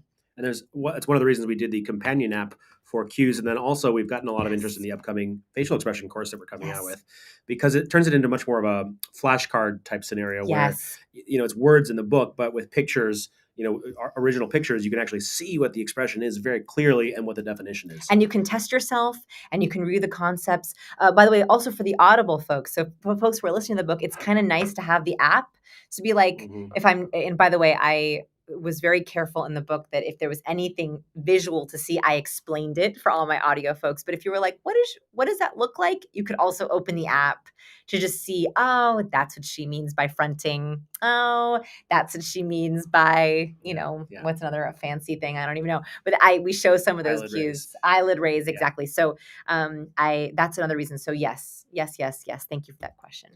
Okay, let's keep it going. My question is, if you'll be doing a book tour, which this is the start, right? And where can I find a list of your upcoming speaking engagements? I found you via Impact Theory and would love to hear a talk in person. Impact Theory, fabulous. So yes, book tour started in LA. So we just got back from LA a couple weeks ago. New York now. So signings are so hard right now, as I'm sure you can imagine. But yes, I will be doing signing at South by Southwest. So I'm speaking at South by Southwest in 2 weeks in Austin, Texas. I'm going to be doing some signings at the San Diego Women's event next Friday, and then any other signings that I know we'll have more coming up. I hope to do a lot more coming up. We'll post those on our social media. So if you follow me on Instagram or Twitter or Facebook, I don't know, I think I'm on all of them. We will always post book signings there. Oh, and Kelly asked, what is the name of the app and how do we get it? So as soon as you buy the book, submit your receipt. We'll send you a link to the app. Yep. Everything's going to be delivered next week. We have to wait until the end of this week to make sure all the people who were able to purchase during the initial launch week, which by the way, you can do on Amazon or any other where books are sold. But we got to make sure everyone submits their receipts, and then we're going to send it all out to people next week. And that's also when the masterclass is. And that's the link. So we're going to send all that. So that's why we're like, submit your receipt, because we don't know that you bought it if you didn't submit your receipt. So yes, thank you. One other sales update. I just found that Cues is now number 13 on all of Amazon. No way. For books. Yeah, it's the number 13. All books? Sorry, new release. Number 13, all new release. I was like, whoa, that's in amazing. all of Amazon. Woo, Amazon has several categories. I know. I like it. Oh, and someone asked, any plans for a children's course? Bella asked. It's kind of my dream, especially now that I'm a mom and I'm watching, Sienna grow up. It would be amazing one day to create a nonprofit side of the business where I gave away this content for kids. So that's sort of in the back of my head, always been a goal that maybe I could create a people skills course for young people. A Khan Academy social skills. Yes, like a Khan Academy social skills. That would be a dream. So that is very much on my mind, especially as I watch my daughter grow. So I hope so. I love it. Anne asks a question for you. Yes. I would love to know how to become more eloquent when talking to people and not to put my foot in my mouth. Oh. I often find that I blurt out too much information and that makes the situation awkward. Okay, so that's how your awkwardness dresses up. So that's very good to know.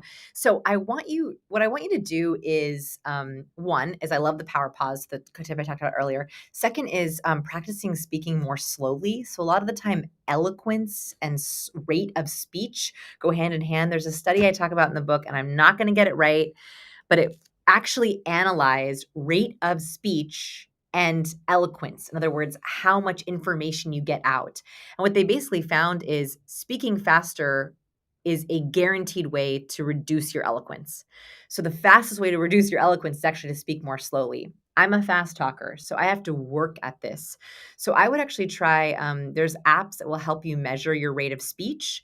I would practice using those apps like off to the side. So let's say that you're on a video call, you can actually open up the app and it will measure your rate of speech and you can kind of keep it up, like you can kind of keep it up to the side and you can see, oh, I'm speaking too fast. I'm going to add a couple pauses.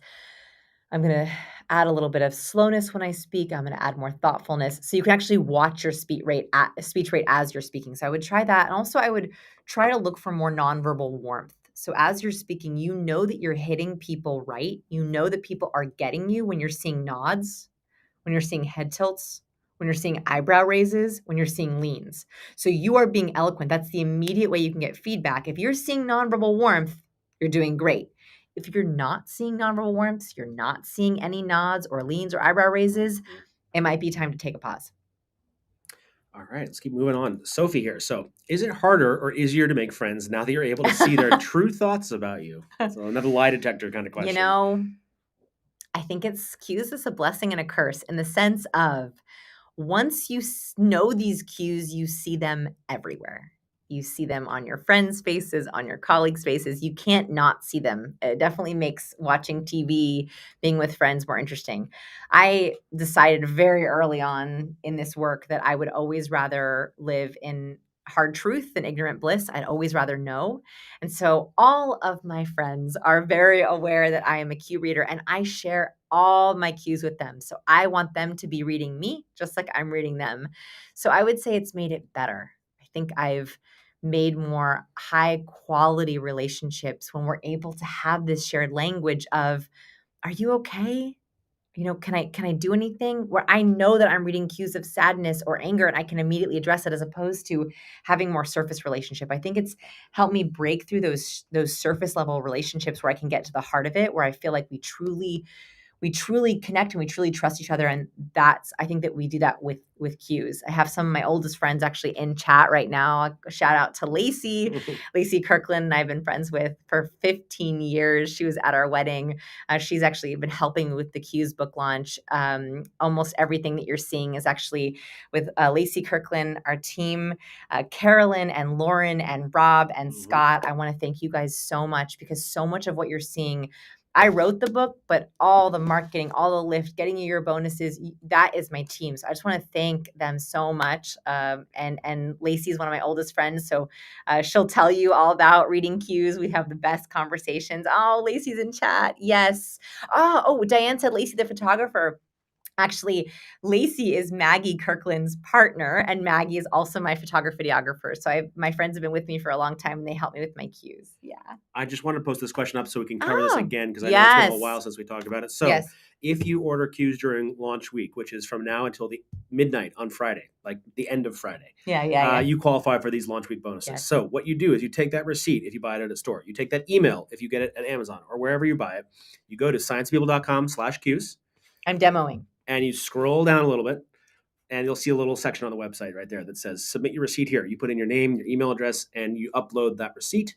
And that will make sure that next week we get to email you all of the bonuses that you qualify for, whether it's 1 copy, 2 copy, 10 copies, whatever.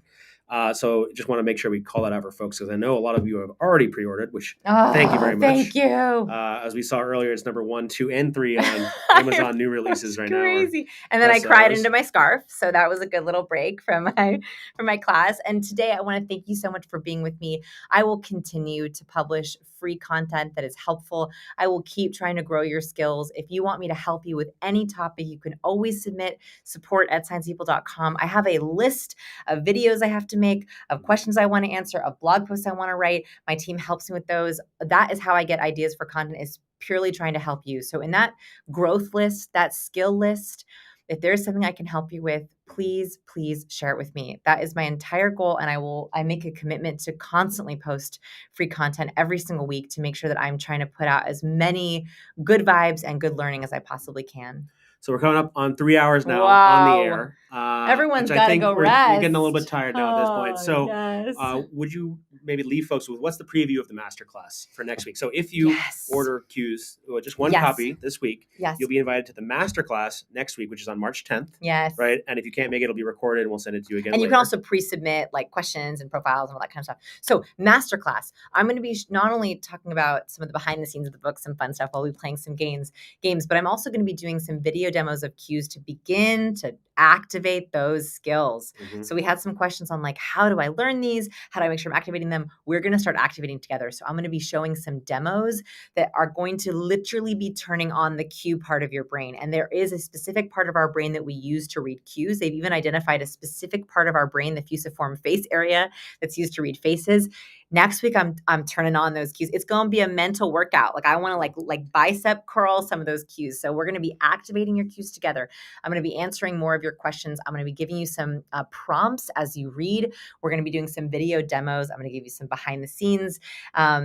And I'm just going to also just try to support you in your goals. I want to hear what your goals are as you read. So I want to get to know you a little bit more and just encourage you on your growth journey. So it's going to be good. It's going to be a really good class next week. And thanks for all you folks who tuned in either on CBS this morning, you watched live on there. Thanks for coming to the live launch. Say thank you in the chat, to yourselves for coming. Pat yourself on the back. Yes. Good job. High five.